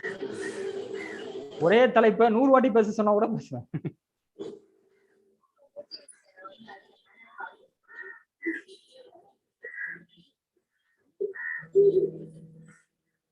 ஓகே, 20 people, 50% பார்ட்டிசிபேஷன் இருக்கு. ஆக்சுவலா நீங்க கிளிக் பண்ணது ஈஸியா பண்ணிருப்பீங்கன்னு நினைக்கிறேன். Okay, so just feet your information, அவ்வளவுதான். சும்மா நீங்க இங்கிலீஷ்ல டைப் பண்ணலாம், like what ever the topic which you like. உங்களுக்கு என்ன டாபிக் பிடிக்குதோ அது நீங்க just type it. Okay okay, Ansari போல என் பண்ணிடுங்க. நான் அடுத்த செக்ஷன் போயிடுறேன். நம்ம டாக் பண்ணுவோம். இதுவரை பதிவு செஞ்ச வரைக்கும் ரொம்ப நன்றி. ஓகே, நம்ம அடுத்த ஆமா பார்த்தேன், ரொம்ப கம்மியான மக்கள் தான் வந்து 29 பேர் தான் இருப்பாங்க. சரி, பரவாயில்ல, பரவாயில்ல. ஓகேவா, தேங்க்யூ. கண்டினியூ பண்ணலாமா? ஸ்டாப் பண்ணிட்டீங்களா போல? ஓகே, கதைகளை சொல்லி, அதாவது நம்ம ஒரு கதையை சொல்லி, ஒரு ஸ்டோரி சொல்லி, அந்த ஸ்டோரி மூலியமாக செய்திகளை மக்களுக்கு நம்ம விளங்க செய்வது, சொல்லுவது. ரசூல்லா சொன்ன ஒரு ஸ்டோரி பாருங்க, முஸ்லீம்ல, சஹீஹ் முஸ்லீம்ல 5672வது ஹதீஸ். ரசூல்லா வந்து 3 பேரை பத்தி சொல்றாங்க. ஒரு குருடன் வந்து, ஒருத்தர் தொழுநோயாளி, ஒருத்தர் வழுக்கத்தலையா இருக்காரு. 3 பேருமே ஏழை. இவங்கிட்ட வந்து அல்லாஹ் என்ன ஒரு வானவரை அனுப்புறான். மியூட்ல போயிடுங்க. இந்த 3 நபர்களையும் வந்து அவர் ஒரு வானவர் வர்றாரு. அவர் என்ன பண்றாருனாக்க வந்து அவர்கிட்ட, அவங்க கிட்ட ஒரு குருடர்கிட்ட வர்றாரு. அப்ப வந்து குருடர்கிட்ட வந்து அந்த பார்வை கிடைக்க செய்யறாரு. வேற உனக்கு என்ன வேணும், நீ எதை விரும்புற அப்படின்போது ஒருத்தவங்க சொல்றாங்க. அப்ப அவங்களுடைய ஏழ்மையையும் அந்த வானவர் போக்குறாரு. வானவர் போக்குறன்னு நல்லா தான் போக்குறான், வானவரை விடுறான், சரிங்களா? ஸோ அப்போ அல்லாஹ் வந்து அந்த ஏழ்மையை போக்கிடுறான். அவங்க பார்வையை வர வச்சிடறான். வழுக்கத்தலையில இருக்கவருக்கு வழுக்கத்தலையில முடி வளர வச்சிடறான். அதே மாதிரி வந்து குருடருக்கு கண் பார்வையை கொடுத்துட்டு அவருக்கு நிறைய செல்வங்களை கொடுக்குறான். வழுக்கத்தலையில இருக்கிறவருக்கு முடி வளர வச்சு அவருக்கு நிறைய. இது வந்து ரசூல்லா சொல்ற கதை, ரசூல்லா சொல்லக்கூடிய ஸ்டோரி, சரிங்களா? அதே மாதிரி வந்து 3வது நபர், அதாவது வழுக்கத்தலையா இருக்கிறவர், குருடா இருக்க தொழுநோயாளி, 3 பேருக்கும் கொடுத்துட்றான். ரொம்ப காலம் போகுது. அவங்க எல்லாருமே வந்து அவரு நல்ல, எல்லா 3 பேருமே வந்து, ஏன்னா அவங்ககிட்ட இருந்த எல்லா நெகட்டிவையும் எல்லாம் போக்கிட்டான், வறுமையும் போக்கிட்டான், எல்லாம் செல்வ செழிப்பா சூப்பரா இருக்கிறாங்க. இப்ப அதே வானவர் என்ன பண்றாருன்னா திருப்பி போறாரு. திருப்பி போய் வந்து அந்த தொழுநோயாளியா இருந்து இதான் அவர்கிட்ட போய் கேட்கிறாரு, எனக்கு ஏதாவது ஒரு உதவி செய்ய அப்படின்னு கேட்கிறாரு. எனக்கு ஏதாவது தர்மம் பண்ணு, ஏதாவது எனக்கு ஹெல்ப் பண்ணு. நான் வந்து தொழுகை இடைவெளி வந்து நம்ம 6:05க்கு இன்னொரு 9 நிமிஷம் இருக்கு. எனக்கு ஏதாவது வந்து ஒரு ஹெல்ப் பண்ணுங்க. நான் வந்து ஒரு வழிபோக்கனா இருக்கேன். நீங்க வந்து எனக்கு ஒரு ஒட்டகம் கொடுத்தீங்க அப்படின்னா அந்த ஒட்டகத்தை பிடிச்சி நம்ம வீடு போய் சேர்ந்துருவேன். நீ கேட்கறதெல்லாம் நான் கொடுக்க முடியாது, அதெல்லாம் நீ தர முடியாதுப்பா, நீ ஒரு ஒட்டகத்தை கேட்கிற அப்படிங்கிற மாதிரி அவர் சொல்றாரு. அப்ப அந்த வானவர் சொல்றாரு, நீ ஏழையா இருக்கலையா, நீ அல்லாதானே உன்னை வந்து இது இன்னைக்கு ஒரு பெரிய ஒரு செல்வந்தனாக்குனா, நீ நோயாளியா இருந்தையில அல்லாதானே உன் நோயை குணப்படுத்தினா, நீ வந்து எல்லாத்தையும் அல்லாஹ் உனக்கு கொடுத்துருக்கிறப்ப நீ அல்லாஹ்வுக்காக எதுவும் மனிதர்களுக்கு உதவி செய்ய மாட்டியா அப்படின்னு அவர் கேட்கிறார். அப்ப அவன் சொல்றான், எல்லாமே என்னது, எல்லாம் எங்க இருந்து வந்தது, எல்லாமே என்னுடைய புறத்துல இருந்து வந்ததுதான், நான் வச்சிருக்க செல்வம், என்னுடைய உடல் எல்லாமே என்கிட்ட இருந்துதான் அப்படின்ற. இதே மாதிரி வந்து அந்த வழக்கத்தலைகிட்ட போற அவர் இதே மாதிரி சொல்றாரு. 3வதாக இந்த குருடர்கிட்ட போறாரு. அவர் குருடர் இதே மாதிரி கேட்கிறார், ஐயா நான் வந்து ஒரு வழிபோக்கேன், வந்து நீங்க எனக்கு ஒரு உதவி செஞ்சீங்கன்னு சொன்னா எனக்கு வந்து ரொம்ப ஒரு உதவிகரமா இருக்கும் அப்படின்னும் பொழுது அவர் சொல்றாரு, இந்தா ஆட்டு மந்த, இதுல என்ன வேணுமோன்னு எடுத்துக்க, ஏன்னா திருப்பி கொடுன்னு சொல்லி நான் உன்னை கஷ்டப்படுத்த மாட்டேன் அப்படின்னு அவர் வந்து சொல்றாரு. அப்ப அந்த வானவர் சொல்றாரு, நீங்க கொடுக்குற எதுவுமே எனக்கு தேவையில்லை, உங்களை சோதிக்கிறதுக்காக தான் நான் கேட்டேன். இதே மாதிரி 3 பேர் இருந்தீங்க, உங்க சகோதரர், நீ 3 பேர் இருந்தீங்க, சகோதரர், அண்ணன் தம்பி சகோதரர் இல்ல, 3 பேர், அந்த காலகட்டத்துல 3 பேர். அப்ப அவங்க 2 பேர் சொன்னாங்க, அல்லாஹ் வந்து அவங்க 2 பேர் மீது கோபம் கொண்டான், என்ன, ஆனா உங்கள் மீது திருப்தி கொண்டான்னு சொல்லிட்டு போறாரு. இது ரொம்ப ரொம்ப முக்கியம். அதாவது இன்னைக்கு நமக்கு இருக்கக்கூடிய காசா இருக்கட்டும், பணமா இருக்கட்டும், எல்லாமே இருக்கட்டும், இது எல்லாமே அல்லாஹ் கொடுத்ததுதான். அப்ப அல்லாஹுக்காக நாம என்ன சொல்றது, ஒரு அடுத்தவர்களுக்கு நம்ம உதவி செய்வதுங்கிறது நம்ம வாழ்க்கையில ஒரு பகுதியாக வச்சுக்கணும். யோசிச்சு பாருங்களேன், இந்த கேள்வி நமக்கும் பொருந்தும் தானே. ஏன்னா ஒரு கல்வி பணிக்காக நம்ம அல்ஹம்துலில்லாஹ் வந்திருக்கீங்க, நான் உங்களை சொல்லல, கூப்பிடும்போது பெரும்பாலும் இல்லை சித்தி நேரம் இல்லை, அது இல்லை. அதை என்ன சொன்னா, கல்வி பணி இல்லை, ஏதோ ஒரு பணி நம்ம வாழ்க்கையில சமூக பணி செய்வதையும் ஒரு அங்கமாக ஆக்கணும்ல. இந்த ஹதீஸ்ல அந்த வானவர் கேட்கிறாரு, காசு வச்சிருக்கே, இது அல்லாஹ் உனக்கு கொடுத்தது தானே, என்ன நாம ஏழ்மையா இருந்தது இல்லையா, என்ன எனக்கு தெரிஞ்சு நான் ஒரு கூரை வீட்டுல வாடகை இருந்தது, என்ன ரேஸ் அரிசி சாப்பிட்டு இருக்கிறேன், இன்னைக்கு இவ்வளவு சொத்து பணம் இது யாரு கொடுத்தா, அல்லாஹ் தானே கொடுத்தான். நிறைய பேர் அதெல்லாம் ஓகே, நேரம் இல்லை அப்படிங்கிறமே, இந்த நேரம் யாரு இருக்குங்கிற, இந்த நேரத்தை அல்லாஹ் தான் நமக்கு கொடுத்தான். ஒரு பேச்சுக்கு சொல்றேன், நாளைக்கு நம்ம இறந்துட்டோம்னா இந்த நேரம் நமக்கு கிடைக்குமா? ஒரு 1/2 மணி நேரம் 1 மணி நேரம் செலவு செய்யுங்க, வாரத்துல ஒரு 1/2 நாள் செலவு செய்யுங்கன்னு சொல்றோமே, அதெல்லாம் நேரம் இல்லை, நான் ரொம்ப பிஸி அப்படிங்கிறமே. நேரம் காலம் நாங்கிறான்ல, காலத்தை யார் நமக்கு கொடுத்தா? உங்களுக்கு யார் சொன்னா 60 வயசு வரையும் வாழ்வோன்னு? உங்களுக்கு யார் சொன்னா 80 வயசு வரையும் வாழ்வோன்னு? நாளைக்கு அல்லாஹ் மௌத்தா நம்மளை இறக்க செஞ்சுட்டான்னா நமக்கு அந்த நேரம் கிடைக்குமா? அந்த வானவர் கேட்ட கேள்வி தானே. அவ கேட்கிறாருல, நீ ஏழையா இருந்தியே, அல்லாஹ் தானே உனக்கு காசு கொடுத்தான், என்ன நீ நோயாளியா இருந்தியே, அல்லாஹ் தானே உனக்கு வந்து நோயை குணப்படுத்தினான். இப்படி அல்லாஹ் உனக்கு இவ்வளவும் கொடுத்திருக்கிறப்ப எனக்கு நீ இது கொடுக்க மாட்டியா அப்படின்னு கேட்கிறாருல. இப்ப அந்த மாதிரி நம்முடைய நேரத்தை அடுத்தவங்களுக்கு நான் என்ன சொல்றேன்னா, நம்மள மாதிரி எத்தனையோ பேர் இருக்காங்க. நான் பல இடங்கள்ல சொல்றது என்ன, இப்ப நான் வந்து ரொம்ப ஒரு ஆஃப் பண்ணிருக்கேன் தயவு செய்து. அதாவது ஒரு படிச்சுட்டு என்ன ஒரு படிப்புல பெரிய 10th முடிச்சுட்டு 2 வருஷம் நான் படிக்கல, வேலை செஞ்சுக்கிட்டு இருந்தேன். அப்ப எங்க அண்ணன் வந்து எனக்கு கல்வியை பத்தி ஒரு ஆர்வம் மூட்டினாரு, படிச்சேன்னு வச்சுக்கோங்களேன். இப்ப என்னைய மாதிரி எத்தனை பேர் 10th படிச்சுட்டு இன்னும் தெரு சோப்பு, எத்தனை பேர் சோப்பு தூக்கிட்டே இருப்பான், கொண்டு போய் நம்ம சொல்லணுமா இல்லையா?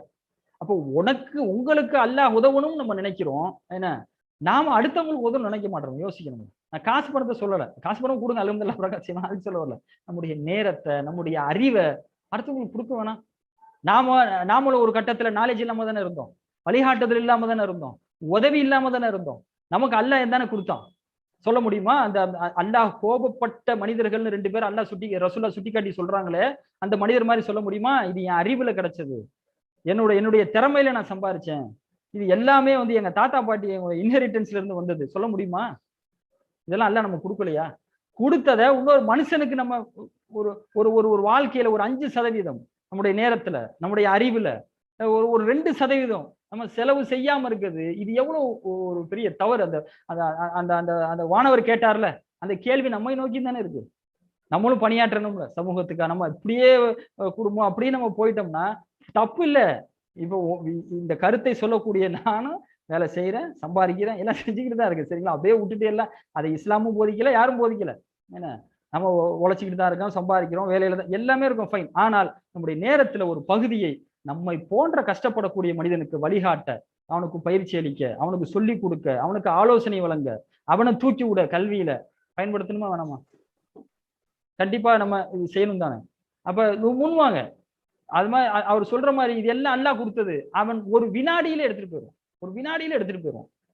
உங்களுக்கு தெரியும், இன்னொரு குர்ஆன் வசனத்துல அல்லாஹ் சொல்லும்போது, ஒரு பெரிய தோட்டம் அப்படியே விளைச்சல் காய்ச்சி தொங்குது, நாளைக்கு இதை வந்து அறுவடை செய்வேன் அப்படின்னு சொல்லிட்டு போறாரு.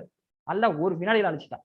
அவர் பாக்குறாரு, இது நம்முடைய தோட்டம் தானா அப்படின்னு அவர் பாக்குற அளவுக்கு, இது நம்ம இடங்கட மாறி இருந்துட்டோமான்ற அளவுக்கு அல்லாஹ் ஒரே ஒன்று அழிச்சிட்டான். எதுவும் நம்மளது கிடையாது. டு பி ஃப்ராங்க், நேரங்கிறீங்க, யாரு சொன்னா நேரம் நம்மளுதுன்னு? எத்தனையோ இளமை, அதாவது நாளைக்கு இறந்து போயிட்டோம்னா யாருக்கு அது? எனக்கும் இருக்கு. நாளைக்கு இறந்து போயிட்டோம்னா எங்க எத்தனை நேரம் இருக்கு எனக்கு? I don't have any time. எனக்கு எந்த நேரமும் கிடையாது. அதனால இப்படிப்பட்ட கல்வி பணிகளுக்காக நீங்க என்ன பண்ணுங்க, உங்களுடைய நேரத்தை அறிவை நம்மை போன்று கஷ்டப்படக்கூடிய, நம்மை போன்று உதவி எதிர்பார்த்து, காசு பணம் கிடையாது, காசு பணம் கிடையாது. என்ன இது வந்து நீங்க உங்களுக்கு வாய்ப்பு இருந்தா நீங்களாவே செய்யுங்க சுயமாக. இப்போ விஸ்டம் கல்வி ட்ரஸ்ட்னா நீங்க ஒரு ட்ரஸ்ட் பிஸ்மில்லான்னு ஆரம்பிங்க, ஒரு எஜுகேஷன் ட்ரஸ்ட் ஆரம்பிச்சு மக்களுக்கு நிறைய நன்மைகளை செய்யுங்க. உங்களால் அந்த அளவுக்கு முடியலன்னு சொன்னா எத்தனையோ பேர் நீங்க கல்வி தளத்துல பணியாற்றுகிறாங்க, அவங்களோட சேர்ந்து கல்வி பணிகளை செய்யுங்க. அதனால கல்வி பணி மட்டும் இல்ல, whatever you want to give back to the society, அதான் விஷயம். வாழ்க்கையில நம்ம மேல வந்துட்டோங்கிறது இல்ல, நம்மள மாதிரி எத்தனை பேரை நம்ம மேல தூக்கி விட்டுருக்கோங்கிறதுல இருக்கு. இது வந்து சதக்கத்துல் ஜாரியா சொல்லுவாங்க. சதக்கத்துல் ஜாரியான்னு சொன்னா நாம் இறந்த பிறகு நிலையாக வரக்கூடிய ஒரு நன்மை, சரிங்களா? அதுல தர்மமும் இருக்கு, கல்வியும் இருக்கு, சரிங்களா? கல்விங்கிறது பாத்தீங்கன்னா எக்ஸ்போனன்ஷியல். நீங்க சொல்லிட்டீங்கன்னா உலகத்துல எதுவும் காசு கூட அழிஞ்சு போயிடும். காசு பணம் வச்சிருக்கீங்க, எரிஞ்சு போயிடும், நனைஞ்சு போயிடும், தங்கம் காணா போயிடும். அறிவு இருக்கு பாருங்க, அது அழியவே இல்லையாது. ஒரு வாட்டி நீங்க ஒருத்தருக்கு சொல்லி கொடுத்துட்டீங்கன்னு சொன்னா அதை கொண்டு அவர் அடுத்தவங்களுக்கு சொல்றது, இது ஒரு அழியா செல்வம், நிலையான செல்வம் அது கல்வி அப்படிங்கிறது. அப்ப இது வந்து உங்களுக்கு எக்ஸ்போனன்ஷியலா வந்து உங்களுக்கு நன்மையை தேடித்தரக்கூடிய ஒரு விஷயம். அதனால அந்த ரசூலுல்லாஹ் சொன்ன உதாரணத்தோடய இந்த முதல் செஷன் முறையை வந்து சொல்லிடுறேன். சம்மரினா இப்ப எவ்வளவு தூரம் நம்ம கடந்து வந்திருக்கோம், இன்னும் எவ்வளவு தூரம் நமக்கு செஷன் இருக்கு அப்படிங்கிறது.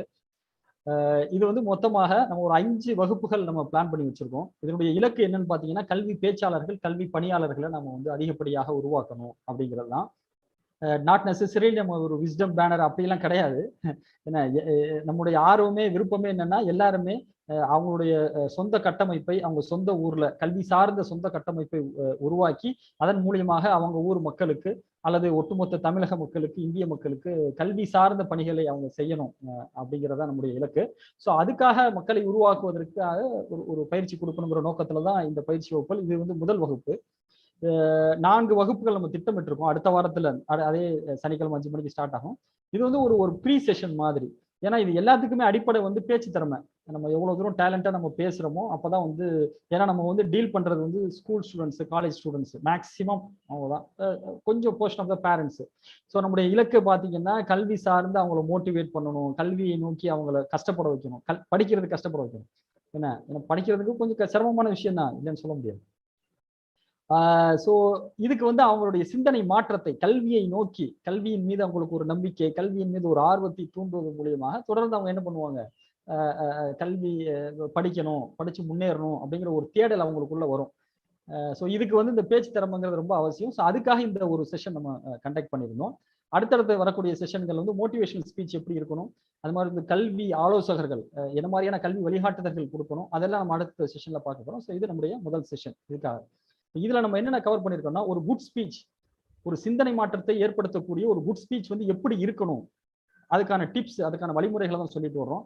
முதல்ல நம்ம சொன்னது வந்து ஒரு ஒரு 10ஆம் கிளாஸ் படிக்கிற மாணவர் இல்லைனாக்கா ஒரு கல்லூரி படிக்கக்கூடிய மாணவர்களுக்கு வந்து நம்முடைய அனுபவம், நம்முடைய அறிவை கொண்டு நம்ம என்ன பண்ணிடக்கூடாது, எடுத்த உடனே சொல்லிடக்கூடாது. அவங்க ஸ்டேஜ்ல இருந்து அவங்க என்ன புரிஞ்சு வச்சிருக்காங்களோ அதை சொல்லி அவர்களுக்கு புரியாத விஷயங்களை நம்ம கற்றுக் கொடுக்கணும்.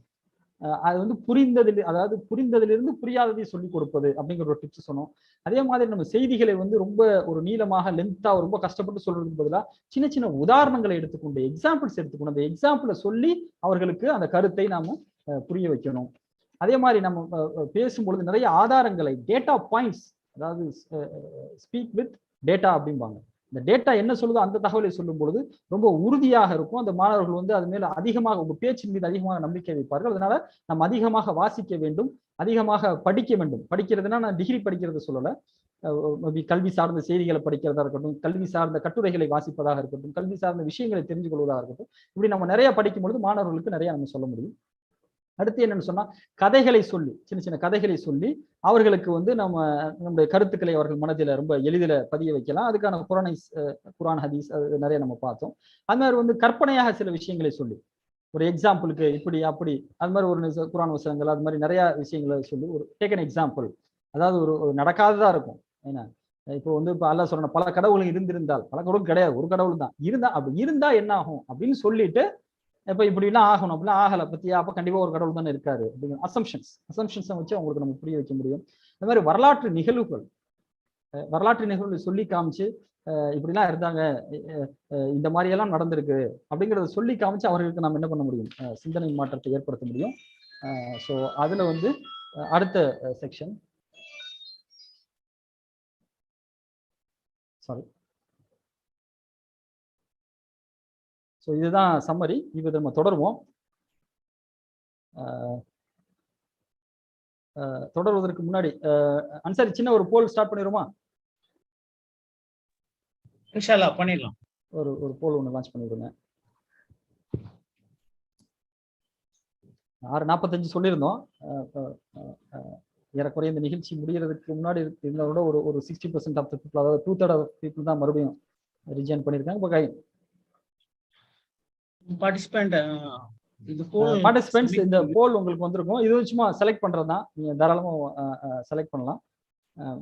ஐ திங்க் இது 1க்கு மேற்பட்ட விஷயங்களை கவர் பண்ணியிருக்கோம். ஸோ நீங்க ஒரு ஸ்பீச் கேட்குறீங்க, ஓகேவா? அதுல வந்து எது உங்களுக்கு ரொம்ப பிடிச்சிருக்கும்? அவங்க பண்ற ஃபன், அவங்க பண்ற ஜோக்ஸ், அவங்க நகைச்சுவை எனக்கு ரொம்ப பிடிக்கும், அவங்க புதுசா தகவல் சொல்லுவாங்க, ரொம்ப புது இன்ஃபர்மேஷனா இருக்கும், அதுக்காக தான் நான் ஸ்பீக்கிங். நல்லா அழகா கதை சொல்லி விளக்குவாங்க. இது மாதிரி நிறைய இருக்கு பாருங்களேன். அந்த மாதிரி like what do you feel like ஒரு ஸ்பீச் இருக்குன்னா அதுல அதை வந்து which one you like, அந்த மாதிரி இன்ஷா அல்லாஹ். முடிஞ்ச வரைக்கும் வீடியோவை ஆஃப் பண்ணிடுங்க, மியூட்ல இருங்க, கேள்வி பதிலுக்கு நேரம் ஒதுக்குவோம், அப்போ கேள்வி கேளுங்க.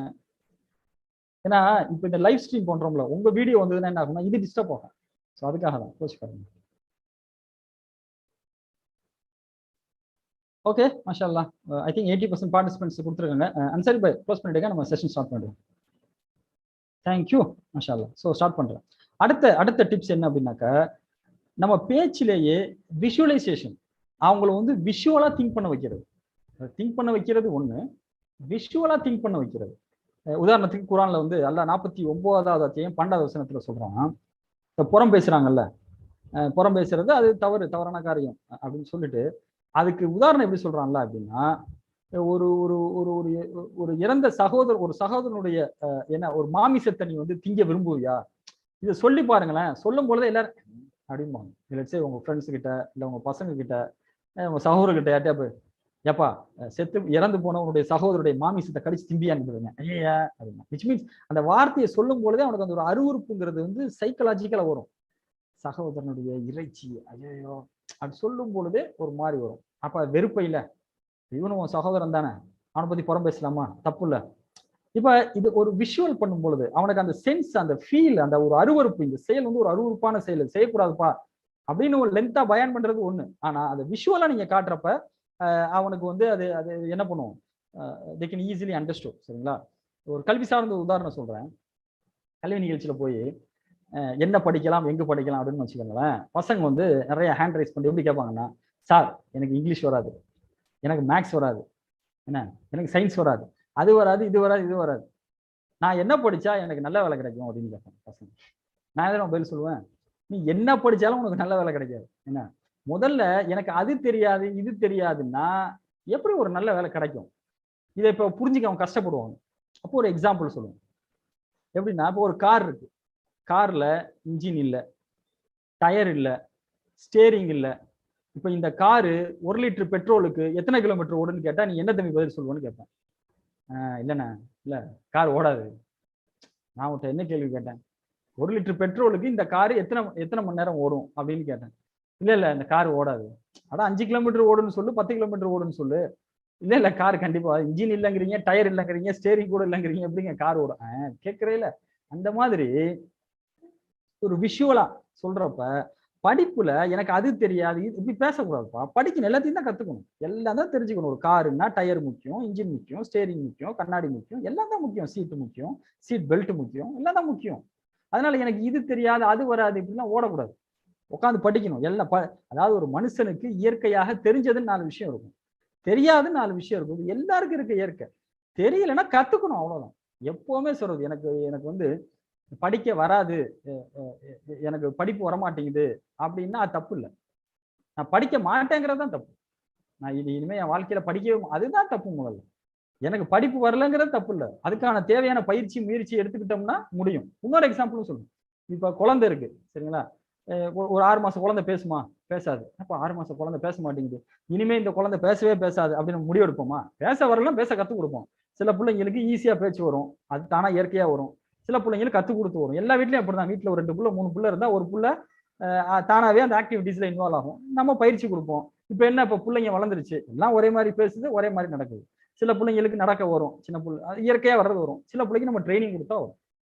இப்ப பேரண்ட்ஸை பொறுத்த வரைக்கும் எப்படின்னா, அதாவது உடல் ரீதியான வளர்ச்சியை வந்து அவங்க உறுதியா இருக்காங்க, அது நம்ம பொறுப்பு. பிள்ளைய பேச வைக்கிறது, பிள்ளைய பெத்தா மட்டும் போதாது, பிள்ளைய பேச வைக்கணும், பிள்ளைய நடக்க வைக்கணும், சாப்பிட வைக்கணும், இது எல்லாம் தெரியுது. அது இப்போ ஒரு பிள்ளை நடக்கல, சாப்பிடல, பேசல அப்படின்னா அது அவங்க சக்திக்கு மீறி சொத்தை வித்தாவது டாக்டருக்கு செலவு பண்ணி என்ன பண்ணுவாங்க, அது பிள்ளைங்களுக்கு அந்த உடல் ரீதியான வளர்ச்சியை உறுதி செய்யறாங்க. ஆனா அறிவு ரீதியான வளர்ச்சின்னு வரும்பொழுது பாருங்களேன், இல்ல என் பிள்ளைக்கு இங்கிலீஷ் வராது, என் பிள்ளைக்கு மேக்ஸ் வராது, இப்படின்னு உஷாரா கண்டிப்பா இது தப்பு. சரிங்களா? ஸோ இந்த மாதிரி எக்ஸாம்பிள் சொல்லுவோம். அவனுக்கு விஷுவலா கார் இருக்கு, ஓடாதுல, அப்ப கத்துக்கப்பா. எல்லாம் ஒரு கல்வி அப்படின்னா அது ஆங்கிலம் உள்ளடக்கியது தான், அது கணிதத்தை உள்ளடக்கியது தான். இப்படி தப்புச்சு எல்லாம் ஓடக்கூடாது. ஸோ அப்படின்னு நம்ம என்ன பண்ணுவோம், எக்ஸாம்பிள் சொல்லுவோம், விஷுவலைசேஷன். அடுத்து என்னன்னு சொன்னா வந்து ஒரு காரியத்தை நம்ம ஒரு சுட்டி காட்டி அவனை உணர வைக்கிறது.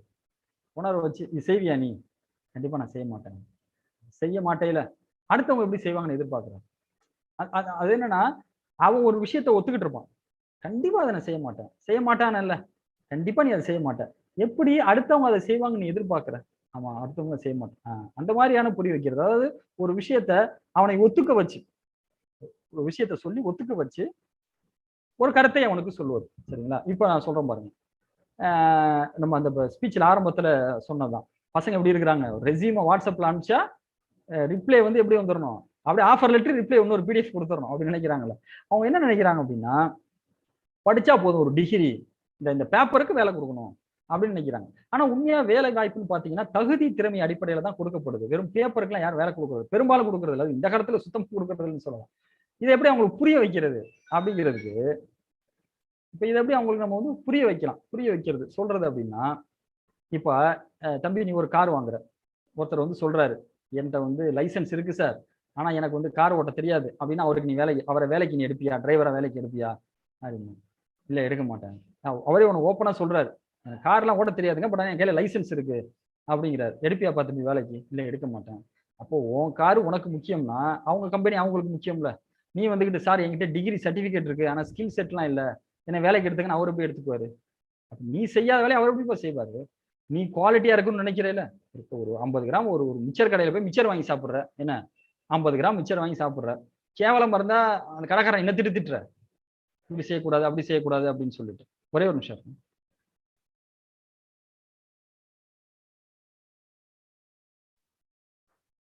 சாரி, ஒரு நிமிஷம்.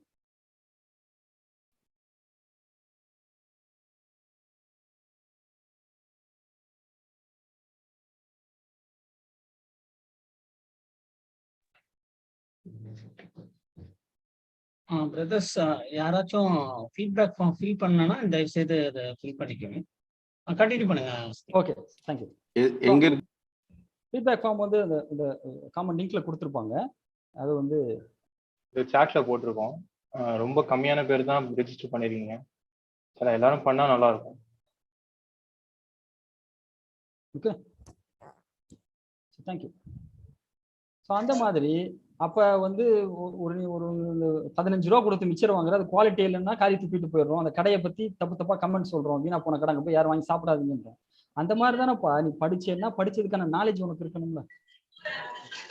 ஒரு டைலர் கடையில் துணி தைக்க கொடுக்குற, டைலர்னு போர்டு போட்டிருக்காரு, பட் ஆனால் அவர்கிட்ட வந்து அந்த ஒழுங்காக அவர் சட்டை தைக்கலை. அப்படி சட்டை தைக்கலை அப்படின்னும் பொழுது நம்ம என்ன நினைப்போம்? சே டைலர்னு போர்டு போட்டால் மட்டும் பார்த்துமா தைக்க தெரியும்னு நினைப்போம்ல. 200 ரூபா 300 ரூபா சட்டை துணி எடுத்துட்டு போய் அதை வந்து தப்பா தச்சாலே நமக்கு அவ்வளவு கோவம் வருது. என் காசை வீணாக்கிட்டீங்க அப்படின்னு கோவம் வருதுல்ல. இப்ப அந்த மாதிரி லட்சக்கணக்கில் கோடிக்கணக்கில் முதலீடு போட்டு கம்பெனி நடத்துறவரு ஒன்றும் தெரியாத யாராவது வேலைக்கு சேர்ப்பாரா? டைலர்னு போர்டு நமக்கு சொல்ல தெரியுதுல்ல, டைலர்னு போர்டு போட்டா போதுமா, ஒழுங்கா சட்டை தைக்கணும் சொல்ல தெரியுதுல்ல. அந்த மாதிரி நீ இன்ஜினியரு, நான் வந்து அது படிச்சிருக்கேன் இது டிகிரி வச்சுக்கிட்டா போதுமா, அந்த நாலேஜ் இருக்கணுமா இல்லையா? இந்த மாதிரி நம்ம என்ன பண்ணலாம், அவங்கள ஒத்துக்கோ. புரியுதுலப்பா? புரியுது சார், ஒழுங்கா படிக்கணும்ல, என்ன நீ மட்டும் உஷாரு, அப்ப அடுத்தவன் இழிச்சவன் என்ன கிடையாதுல்ல. எல்லாம் நான் லைக் ஓப்பனாவே சொல்லுவேன், நீங்க ரெக்கமெண்ட் பண்ணுங்க, உங்க இன்ஃபுளுன்ஸை யூஸ் பண்ணுங்க. ஏப்பா அப்படி உங்ககிட்ட செஞ்சா உனக்கு எப்படி இருக்கும்? இன்ஃபுளுன்ஸை யூஸ் பண்ணி உனக்கு ஒரு தவறான பொருளை கொடுத்துட்டேன், ஒரு உணவு கேட்குறீங்க, என்ன ஒரு வீணா போன கடையில புரோட்டா வாங்கி கொடுத்தோம், ஒயில கண்ட மட்டும்னு வச்சுக்கோங்களேன், நல்ல புரோட்டாவும் இருக்கு சொல்றேன், என் மேல என்ன எவ்வளவு கோவப்படுவேன்? என்ன சிட்டிக்கு உங்களை நம்பி சாப்பாடு வாங்கிட்டு வர சொன்னேன், இப்படி வந்து ஒரு வீணா போன சாப்பாடு வாங்கி கொடுத்துட்டு என் வயிற்றை கெடுத்துட்டீங்களே, என்ன கோவப்படுவாரு? அந்த மாதிரி தானப்பா கம்பெனி வச்சு நடத்துறவர் என் மேல கோவப்படுவாரு. ஒரு நல்ல ரிசோர்ஸா வேணும்னு கேட்கிறாரு, நான் இருக்கிறதுலே குவாலிட்டியான ரிசோர்ஸ் கொடுக்கறதானே அவருக்கு நான் செய்யறேன் நன்மை. இல்லைங்க ஒன்றும் தெரியாத ஒரு பையனை சூப்பரான ஆளுங்கன்னு சொல்லி சேர்த்து விட்டு அவர் வந்து ஒரு வேலையும் செய்யாம அவருக்கு அது நஷ்டம் வந்தா எங்க நட்பு வளருமா பாதிக்கப்படுமா? பாதிக்கதான் போடும். It's a fact. எல்லாருமே நீங்க குவாலிட்டி எக்ஸ்பெக்ட் பண்றீங்க. ஸோ வி ஷுட் பி, நாம் நம்முடைய தரத்தை உயர்த்தும் பொழுது நாம் உயர்வோம். என்ன இதுல இந்த ஹைஜாக் அப்படி இப்படி எப்படியாவது வேலை எடுத்துருவோம் அதுவும் உலகத்துல ஒன்றும் கிடையவே கிடையாது அப்படிங்கிறத நம்ம விளக்கி சொல்லுவோம். சரிங்களா? அடுத்து என்னன்னா கேள்விகள் கேட்பது, இது அடுத்து முக்கியமானது. சரிங்களா? உங்க இந்த ஸ்பீச்ல கேள்விகள் அதிகமாக கேட்டு ஒரு சிந்தனையை அவர்கள் மீது நம்ம செலுத்துவது, ஒரு கருத்தாக்கத்தை அவர்கள் நம்ம புரிய வைப்பது. நான் ஏற்கனவே சொன்ன மாதிரி ஏற்கனவே சொன்ன எக்ஸாம்பிள் தான். இப்போ முதல்ல உன்னை படைச்சது யாரு? கேள்வி கேட்கிறோம். முதல்ல இப்ப நீ வந்து இறந்த பிறகு உயிர்ப்பிக்க மாட்டேன்னு நீ சொன்னா புராண யோசனை, முதல்ல உன்னை யார் படைச்சா? முதல்ல ஒருத்தவன் படைச்சிருக்கான்ல, ஆமா படைச்சிருக்கான், மண்டை ஆட்டையில. அப்ப நீ இறந்த பிறகு மீண்டும் அந்த இறைவனால உன்னை படைக்க வைக்கிறதுக்கு ஆற்றல் இல்லாம போயிடுமா? ஒண்ணும் இல்லாம படைக்கிறதுக்கு ஆற்றல் உள்ளவன் ஆள் இப்போ உனக்கு எல்லா ஃப்ரேம் ஒர்க் டிஎன்ஏவே வந்துருச்சு. ஒண்ணும் இல்லாம டிஎன்ஏவை உருவாக்குன இறைவனால டிஎன்ஏவை வச்சுக்கிட்டு அதே மாதிரி ஒரு காப்பி ஆஃப் த டிஎன்ஏ எடுக்க முடியாதா? கண்டிப்பா எடுக்க முடியும். ஸோ இந்த மாதிரி கேள்விகள் நம்ம கேட்கறது. இப்போ இந்த கல்வி சார்ந்து கேட்போம் அப்படின்னாக்கா பசங்க சொல்லுவாங்க, சார் நான் நல்லா படிக்கிறேன் சார், எக்ஸாம் ஹாலுக்கு போனோம் எல்லாமே மறந்து போயிரு சார் அப்படின்னா. எல்லாம் ஒரு டிப்ஸ் சொல்லுங்க. இதுல பேரண்ட்ஸ் என்ன தெரியுமா, என் புள்ள அருமையா படிக்கும், சூப்பரா படிக்கும் என்ன, ஆனா பரீட்சையில மட்டும் கம்மியா இருக்குது. அந்த எக்ஸாம் ஹாலுக்குள்ள போன உடனே இந்த ஆன்சர் ஷீட் இருக்கு பாத்தீங்களா, அப்படியே வெள்ளை வெள்ளையர்னு இருக்கும் ஆன்சர் ஷீட் பாத்தீங்கன்னா, அந்த மாதிரி அவன் மூளை அப்படியே வெள்ளை வெள்ளையர்னு ஆயிடும் அப்படின்னு சொல்லுவாங்க. இதுக்கு என்ன ஏதாவது ஒரு ஒரு ஒரு ஒரு மெமரி பிளஸ் போன்விட் இந்த மாதிரிலாம் சொல்லுவாங்க. இது மாதிரி வந்து மெமரி டானிக்ஸ் ஏதாவது குடிச்சு நம்ம மூளையுடைய திறன் அப்படிலாம் ஒண்ணுமே கிடையாது. ஒண்ணுமே கிடையாது. யாரு வந்து எனக்கு நான் நல்லா படிக்கிறேன் ஆனா எக்ஸாம் ஹால்ல போய் மறக்குது அப்படின்னு சொல்றான் பையனோ பொண்ணோ, சினிமா பாட்டு கேளுங்க, சூப்பரா படிப்பான். என்ன, ஒரு மூளையில கோளாறு இருந்தா சினிமா பாட்டு சேர்ந்தானே மறக்கணும். சினிமா பாட்டு மறக்குதா, இவன் பிறக்கிறதுக்கு முன்னாடி இந்த பாட்டெல்லாம் சேர்த்து படிப்பான். அப்ப சினிமா பாட்டு மறக்குதா, கேள்வி கேட்கிறோம், கொஸ்டின் இல்ல மறக்க மாட்டேங்குது இல்ல, அப்ப அவன் மூளையில கெப்பாசிட்டி இருக்குல்ல, படிப்பு மட்டும் மறக்குதுன்னா என்ன பிரச்சனை? சினிமா பாட்டுல அதுல அவனுக்கு ஆர்வம், அதை பாடுறத சந்தோஷமா நினைக்கிறான், அதுல அவனுக்கு ஒரு இன்ட்ரெஸ்ட் இருக்கு. கல்வியில இன்ட்ரெஸ்ட் இல்ல. இப்ப நீங்க போன்மீட்டா என்ன சொல்றது, மெமரி டானிக்ஸ், இது மெமரி பிளஸ் இதெல்லாம் கொடுக்க தேவையில்ல. கல்வியில ஆர்வத்தை கொடுங்க, கல்வியில ஆர்வத்தை ஏற்படுத்தினீங்கன்னா எப்படி இந்த சினிமா பாட்டை அவனுக்கு மறக்கவே மாட்டேங்குதோ அதே மாதிரி மேக்ஸ் ஃபார்முலா மறக்காது, இங்கிலீஷ் போயம் மறக்காது, எதுவுமே மறக்காது. ஸோ நம்ம அவங்ககிட்ட கேள்விகளை கேட்டு கொஸ்டின்ஸ் பண்ணி அதுக்கு அவங்கள ஆன்சர் சொல்ல வச்சு, பாயிண்ட் அதான் ஆன்சர் நம்ம சொல்றது அதுவும் இருக்கு, அது ஒரு டெக்னிக். ஆன்சர் அவங்க சொல்ல வச்சுட்டு இந்த ஆன்சர்ல உறுதியா இருக்கீங்கல்ல, இந்த ஆன்சர் சொன்னது நீங்க தானே, அப்படின்னா இதுக்கு என்ன ஆன்சர் எடுப்பீங்க? பையன் திறமையான பையன் தான், படிப்புக்கு நமக்கு அப்படி சொல்றான் அப்படின்னு என்ன பண்ணுவாங்க, பேரண்ட்ஸ் வந்து புரிஞ்சுப்பாங்க. இது ஒரு வே. கொஸ்டின் கேட்டு உங்களுக்கு தெரியும், ரசூலோட ஹஜ்ஜத்தில் இதோட கேட்டாங்க, இது இந்த மாதம் எப்படிப்பட்ட மாதம், புனிதமான மாதம் என்ன ரசூலா தெரியாமையா ரசூலா கேட்கிறாங்க. மக்களை அந்த கேள்விகளை கேட்டு என்ன பண்றது, ஜஸ்ட் இன்னும் பிரிங் அதோட முக்கியத்துவத்தை வெளிப்படுத்துவதற்காக அவங்க ரசூலா வந்து கேள்வி, இந்த மாதிரி கேள்விகள் கேட்டு நம்ம கருத்துக்களை சொல்லுது. சரிங்களா? அடுத்து வந்து ஒரு பேச்சுக்கு வச்சுக்கலாம் அப்படின்னு கற்பனையாக சொல்லுவது. ஒரு பேச்சுக்கு அதுல உண்மை இருக்காது. 23வது 96வது வசனத்துல அல்லாஹ் சொல்லி காமிக்கிறான், ஒருவேளை பல கடவுள்கள் இருந்திருந்தால், இல்ல இருந்திருந்தால்ங்கிறது ஒரு அசம்ஷன், அது பொய்யான அசம்ஷன் தான், உண்மை கிடையாது, ஒரு இறைவன் தான். அப்போ பல கடவுள்கள் இருந்திருந்தால் அப்ப என்ன என்ன சொல்றோம், ஒருத்தரை ஒருத்தர் வந்து மகிழ்ச்சிருப்பாங்க. Which means end of the day ஒரு கடவுள் தான் இருந்திருப்பாங்க. ஏன்னா நிறைய கடவுள் இருந்தா என்ன ஆகும் அப்படின்னா, ஒருத்தர் மிகைக்க பார்ப்பாங்க, நான் உன்னையோட சூப்பர் பவர்ஃபுல் இப்படி போய் கடைசியில பாத்தீங்கன்னா ஒருத்தர் தான் இருப்பார். ஒரு பேச்சுக்கு அப்படி இருந்தாலும் அப்படி கிடையாது. இருந்தாலும் அந்த 23வது அத்தியாயம் 91வது வசனத்தால சொல்லுங்க, அப்படி இருந்தா கூட ஒருத்தர் மிகச்சிக்க பார்ப்பாங்க. ஃபைனலா பாத்தீங்கன்னா ஒண்ணுதான் இருக்கும். இது நமக்கு தெரிஞ்ச எக்ஸாம்பிள்ல சொல்லணும்னா, இந்த பூமி இருக்கு பாத்தீங்களா, ரவுண்டா இருக்கும், கோள வடிவுல இருக்கும், சூரியன் கோள வடிவுல இருக்கும், எல்லா கோள்களும் புதன் கோள்கள் இதெல்லாம். இது ஏன் கோள வடிவுல இருக்குன்னு வச்சுக்கோங்களேன், தன்னைத்தானே சுத்தக்கூடிய எந்த பொருளுமே ஒரு அன்ஷேப்டா இருந்தா கூட இறுதியில அந்த கோள வடிவத்தை அடைஞ்சிரும். நீங்க இப்ப இங்க உட்காந்துக்கிட்டு நீங்க வந்து என்ன சொல்றது, தொலைநோக்கி வழியாக எந்த மற்ற கோள்களை பார்த்தா கூட ரவுண்டா தான் இருக்கும். அதாவது தன்னைத்தானே சுத்தக்கூடிய பொருள்கள் அது என்ன ஷேப்ல இருந்தாலும் சரி ஒரு காலகட்டத்துல கோள வடிவுக்கு மாறிடும். அந்த மாதிரி இப்ப அல்லாஹ் சொன்னோம், பல கடவுள் இல்ல, ஒரு பேச்சுக்கு இருந்தா கூட எண்ட் ஆஃப் த டே அது கடைசியில ஒண்ணுலதான் வந்து நிற்கும் அப்படிங்கிறது. அது மாதிரி இந்த மாதிரி பேச்சுக்கு நம்ம சொல்லலாம், அந்த நிறைய எக்ஸாம்பிள் சொல்லலாம். அசம்ஷன் மேக் பண்றோம், மேபி அது கற்பனையா கூட இருக்கலாம். ஒரு பேச்சுக்கு வச்சுக்கப்பா அப்படின்னு வச்சுக்கப்பா, நடக்காது இருக்காது, இருந்தாலும் ஒரு பேச்சுக்கே வச்சுக்கேன் அப்படின்னு சொல்லி புரிய வைக்கிறேன். ஒரு கருத்தை ஒரு செய்தியை வந்து நடக்காதுன்னா கூட நீங்க என்ன பண்ணலாம், ஒரு பேச்சுக்கு வச்சுக்கப்பான்னு சொல்லி அவனுக்கு புரிய வைக்கலாம். எப்படியா இவங்களை அப்படியே ஆமா புரிஞ்சுக்கணும். சரிங்களா? ஸோ இது எல்லாமே வந்து ஒரு ஒரு ஒரு ஒரு ஒரு உரை, ஒரு பேச்சு, நீங்க ஒரு கல்வி சார்ந்த பேச்சா இருக்கலாம், ஒரு மார்க்கம் சார்ந்த பேச்சா இருக்கலாம். அதுல வந்து நீங்க ஒரு கருத்தை ஒரு சிந்தனை மாற்றம், ஒரு கருத்து மாற்றம், ஒரு உளவியல் மாற்றம், ஒரு மைண்ட் செட்டை மாத்துறீங்கன்னா அந்த பேச்சுக்களுக்கு நீங்கள் தயாரிக்கக்கூடிய குறிப்புகள் இந்த மாதிரி இந்த அடிப்படையில தான் நீங்க என்ன பண்ணணும், எடுத்து வச்சீங்கன்னா கண்டிப்பாக இதுதான் வந்து கண்டென்ட் டெவலப்மெண்ட். ஸோ இதுதான் ஒரு சிறந்த பேச்சுக்கான குறிப்பெடுப்பதற்கான வழிமுறைகள்னு வச்சுக்கோங்களேன். ஒரு ஸ்பீச் நீங்க கொடுக்குறீங்கன்னா, இப்ப நான் சொன்னதை இன்புட்டை பேஸா வச்சுட்டு முதல்ல என்ன பேசணும், ரெண்டாவது என்ன பேசணும், இந்த கருத்தை சொல்லணும். ஒரு கல்லூரி மாணவர், பள்ளி மாணவர்னா அவருக்கு எப்படி நம்ம வந்து கல்வியை நோக்கி ஆர்வத்தை ஊட்டுவது, அவனுக்கு என்னென்ன பிரச்சனை இருக்கும், என்னென்ன பிரச்சனை, படிக்கிறது வராது, அந்த மாதிரி 1008 பிரச்சனை இருக்கும். அந்த பிரச்சனைகளுக்கு நம்ம என்ன தீர்வு சொல்வது, அவன்கிட்ட என்னென்ன மாதிரி விஷயங்கள் நம்பிக்கை இருக்காது, இதெல்லாம் முடியாது அதெல்லாம் முடியாது, அவனுக்கு எப்படி நம்பிக்கையை ஏற்படுத்துவது, இதெல்லாமே வந்து பாத்தீங்கன்னா உங்களுக்கு கொடுக்குற இன்புட். இப்போ இந்த இன்புட்டுக்கு வந்து நம்ம இதுக்கு என்ன செய்தி சொல்லணும், அடுத்து என்ன செய்தி சொல்லணும், இதுக்கு என்ன உதாரணம் சொல்லணும், இதுக்கு என்ன உதாரணம் சொல்லணும், இப்படிங்கிற மாதிரி நீங்க ஒரு அழகான முறையில கண்டென்ட்டை தொகுத்தீங்கன்னா அந்த கண்டென்ட்டை நீங்க டெலிவரி பண்ணும்போது அந்த மாணவர்களுக்கு பயனுள்ளதா இருக்கும். நான் ஏற்கனவே சொன்னேன், இந்த மாதிரி சிந்தனை மாற்றம் இதுக்கெல்லாம் வந்து பாத்தீங்க அப்படின்னா இதுக்கு வந்து பெரிய அளவுல உங்க பேச்சாற்றல் இருக்குன்னு அவசியம் கிடையாது. நான் பேச்சாற்றல் சொன்னா அந்த எதுகை மோனை அந்த மாதிரி இருக்கணும்னு அவசியம் கிடையாது. சிம்பிளஸ்ட் வே, நார்மலா நம்ம உரையாடக்கூடிய அந்த வகையிலே நீங்க சொன்னா கூட இந்த கண்டென்ட் செய்தி அது மக்களை போய் சேரும். இதுல அடுத்து ரொம்ப முக்கியமானது என்ன அப்படின்னு பாத்தீங்கன்னா டெஸ்டிங். கண்டென்ட்ல வந்து ரொம்ப ரொம்ப முக்கியமானது வந்து டெஸ்டிங் தான். அப்படின்னா ஒரு கண்டென்ட்டை ப்ரிப்பேர் பண்ணிட்டீங்கன்னா அதை அப்படியே நீங்க போய் சொல்லிடக்கூடாது. இது வந்து ஒரு சிறந்த பேச்சு அப்படின்னு பாக்குறீங்களா, பா என்ன அருமையா பேசுறாரு அப்படின்னா அவர் அந்த கண்டென்ட்டை ப்ரிப்பேர் பண்ணி அதை டெஸ்ட் பண்ணியிருப்பார். ஸோ அந்த டெஸ்டிங் தான் வந்து ரொம்ப ரொம்ப முக்கியம். டெஸ்டிங் என்ன, நார்மலா இப்போ நம்ம இன்ஜினியர்ஸ் யாராவது இருப்பாங்க சரிங்களா. டெஸ்டிங்னா என்னன்னா வெரிஃபிகேஷன் அண்ட் வேலிடேஷன் சரிங்களா. இதுல வெரிஃபிகேஷன்னா நம்ம சொல்லக்கூடிய தகவல் உண்மையா பொய்யா அது ரொம்ப நம்ம பார்த்துக்கணும். உதாரணத்துக்கு அதில் டேட்டா பாயிண்ட்ஸ் சொல்லியிருப்போம், தகவல்கள் சொல்லியிருப்போம், குர்ஆன் வசனம், ஹதீஸ், லைக் வாட் எவர் நீங்க என்ன மாதிரியான ஸ்பீச் கொடுக்குறீங்களோ அதெல்லாம் உண்மையா, சஹீஹான ஹதீஸா, லைஃபான ஹதீஸா, அந்த மாதிரி லைக் எல்லா ஒரு வெரிஃபிகேஷன் பெர்ஃபெக்டான டேட்டா தான் அப்படிங்கிறத வெரிஃபை பண்ணிக்கணும். ஒன்று வேலிடேஷன் அப்படின்னு சொன்னா அது வந்து ஒரு பெர்ஃபெக்டான டேட்டா தான், ஆனா வேலிடா, வெரிஃபிகேஷனுக்கு வேலிடேஷனுக்கு சின்ன வித்தியாசம் இருக்கு. இப்போ உதாரணத்துக்கு சொல்ல பாருங்க, ஒரு அறிஞர் சொன்னது சரிங்களா, இது பேனா. இப்போ ஒரு சிறந்த ஸ்பீச் அதான் சொல்ற ஒரு சிந்தனை மாற்றத்தை ஏற்படுத்துது, இது பேனா அப்படிங்கிறத பேனா நிரூபிக்கணும்.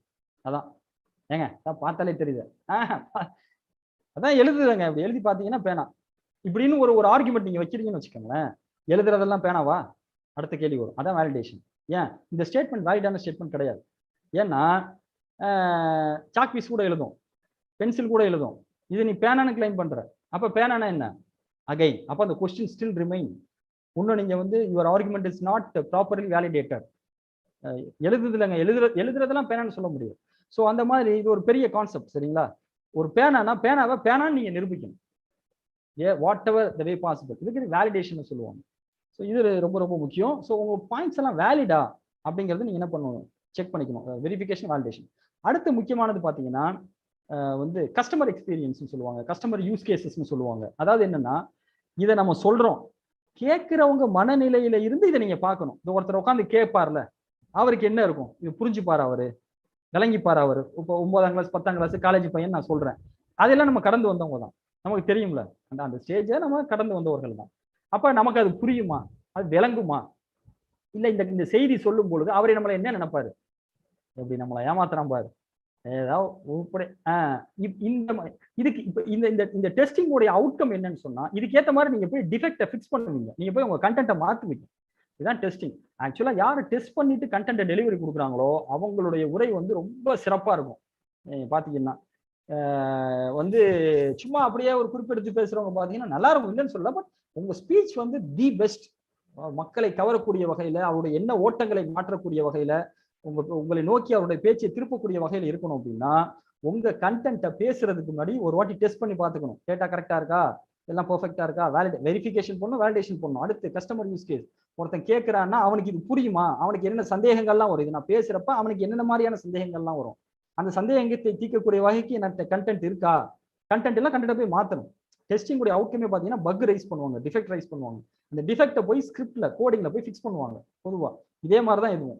அப்ப இது வந்து உங்களுக்கு பக்ஸை ப்ரொடியூஸ் பண்ணும், தவறு மிஸ்டேக் இதுல இருக்கு. நீங்க என்ன பண்றீங்க, மறுபடியும் போய் உங்க கண்டென்ட்டை ரீடிஃபைன் பண்ணுவீங்க, ரீஃபேக்டர் பண்ணுவீங்க, அதை வந்து பக்ஸ் எல்லாம் ஃபிக்ஸ் பண்ணு. இப்போ இந்த கோட் வந்து பெர்ஃபெக்டா இருக்கும், இந்த கண்டென்ட், இந்த ஸ்பீச் கண்டென்ட் வந்து ரொம்ப தெளிவா இருக்கும். அதை போய் நீங்க மக்கள்கிட்ட சொன்னீங்கன்னா ஆஹா ஓஹோன்னு உங்களை என்ன பண்ணுவாங்க, புகழ்ந்து அந்த கருத்தை உள்வாங்கிக் கொள்வார்கள், ஏற்றுக்கொள்வார்கள். ஒண்ணு. ரெண்டாவது, நான் ஏற்கனவே சொன்ன மாதிரி இது வந்து கையை பிடிச்சி மனுஷனுடைய அவனுடைய சிந்தனை மாற்றத்தை ஏற்படுத்துவது. இதுக்கப்புறம் யாரு வந்து இதுக்கு எதிரான கருத்து சொன்னாலும் அவங்க மண்டையில ஏறாது. ஏன்னா அவர் இந்த டெக்னிக்லாம் ஃபாலோ பண்ணிருக்க மாட்டார், அவர் ஸ்ட்ரெயிட் ஃபார்வர்டா வந்து சொல்லுவாரா, அது மண்டையில ஏறு. ஏன், நாம் சொல்லக்கூடிய அந்த சிந்தனை மாற்றம் என்பது இவ்வளவு டெக்னிக்ஸை ஃபாலோ பண்ணி கண்டென்ட்டை ப்ரிப்பேர் பண்ணி அந்த கண்டென்ட்டை டெஸ்ட் பண்ணி என்ன அதுல இருக்க டிஃபெக்ட்லாம் ஃபிக்ஸ் பண்ணி ஒரு டெலிவரி கொடுக்குறோம். ஒரு டெலிவரினா ஸ்பீச் டெலிவரி கொடுக்குறோம். இது அவனுக்கு ஏற்படுத்த மாற்றத்தை போற போக்கில் ஒருத்தர் வந்துட்டு நீ அவன் சொல்றதை கேட்காத இவன் சொல்றதை கேட்காத அப்படி இப்படின்னா அது ஒண்ணுமே இல்லையாப்பா. ஓ, ஒரு விவரத்தை சொன்னா விவரத்துக்கு பதில் எதிர்கருத்து சொல்றதுன்னா அதுக்கு ஈக்குவலா நீங்க சொல்லணும். அதுக்கு ஈக்குவலா சொல்லாத வரைக்கும் இவர் என்ன பண்ணுவார், தன்னுடைய கருத்தை மாற்றிக்கொள்ள மாட்டார். கல்வி ரீதியாக நம்ம சொன்னோம்னா என்னதான் வந்து டே ஏன்டா படிக்கிறதெல்லாம் வேஸ்ட்டுடா, நான் படிச்சுட்டு அவன் தெண்டமா இருக்கேன், நான் படிச்சு நான் முன்னேறுகிறேன், எனக்கு தெரியும், நீங்க கிளம்புங்க அப்படின்னு அனுப்பிச்சு விடுவோம் பசங்க. அந்த கான்ஃபிடென்ட் நீங்க கொடுத்துட்டீங்கன்னா, அந்த சிந்தனை மாற்றத்தை ஏற்படுத்திட்டீங்கன்னா சரிங்களா. ஸோ மாஷால்லா இது ஒரு செட்டு முடிஞ்சிருச்சு. அடுத்தது வந்து பாத்தீங்கன்னா stage control. So almost we have 20 minutes of time, 20 to 30 minutes of time தான் இருக்கு. இன்ஷால்லா we can quickly finish it. Before ஒரு போல் ஒன்று இனிஷியேட் பண்ணுங்க.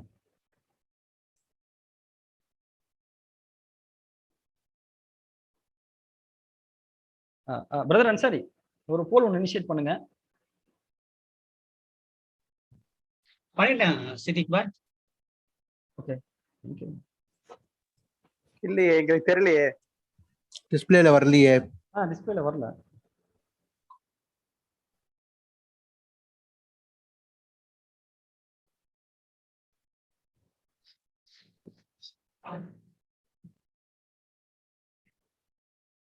அன்சாரி வந்துருச்சுங்களா? இப்போ வந்திருக்கு. ஸோ இப்போ வந்து ஒரு செஷன் முடிஞ்சிருச்சு. ஸோ குரான்ல இருந்து நிறைய எக்ஸாம்பிள் சொன்னேன். ஸோ உங்களுக்கு எந்த உதாரணம் உங்களுக்கு ரொம்ப பிடிச்சிருக்கு? Just type it. இங்கிலீஷ்ல தமிழ் எதெல்லாம் வேணா டைப் பண்ணலாம். Just type. இவ்வளோ நம்ம நிறைய பார்த்தோம். ஸோ இதுல வந்து நிறைய எக்ஸாம்பிள்ஸ் குரான் ஹதீஸ்ல இருந்து நிறைய சொன்னோம். உங்களுக்கு எந்த உதாரணம் அதுக்குன்னு வசன நம்பர் அதெல்லாம் போட தேவையில்லை. நீ கேட்டதை வச்சு எனக்கு இந்த எக்ஸாம்பிள் பிடிச்சிருந்தது, குரான்ல அல்லாஹ் சொன்ன அந்த எக்ஸாம்பிள் பிடிச்சிருந்தது, ரசூலுல்லாஹ் சொன்ன இந்த எக்ஸாம்பிள் பிடிச்சிருந்தது, அந்த மாதிரி எந்த எக்ஸாம்பிள் வந்து உங்களுக்கு ஒரு லைக் மோஸ்ட் லைக் அட்மயர்ட்? நிறைய இருக்கு குரான்ல சொல்லப்பட்ட உதாரணங்கள் அப்படிங்கிறது. பெரும்பாலும் எல்லாமே வந்து இட்ஸ் மோஸ்ட் அட்மயர்ட். ஜஸ்ட் இப்ப நம்ம சொன்னதுல which you attract more.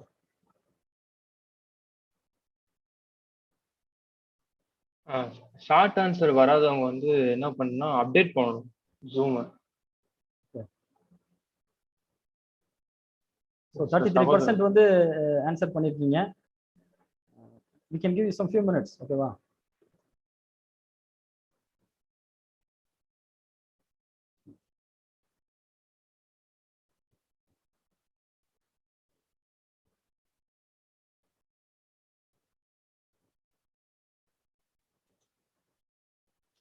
போல்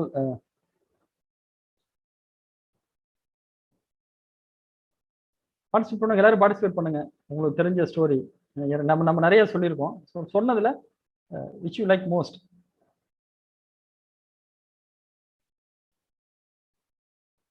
நிறைய பார்ட்டிசிபென்ட்ஸ் இருக்கீங்க. ஸோ 7:10 ஆயிடுச்சு. இன்னொரு 10 செகண்ட் நம்ம போல க்ளோஸ் பண்ணிடுவோம். ஏன்னா நம்ம அடுத்த செஷனுக்கு போக வேண்டியது இருக்கு.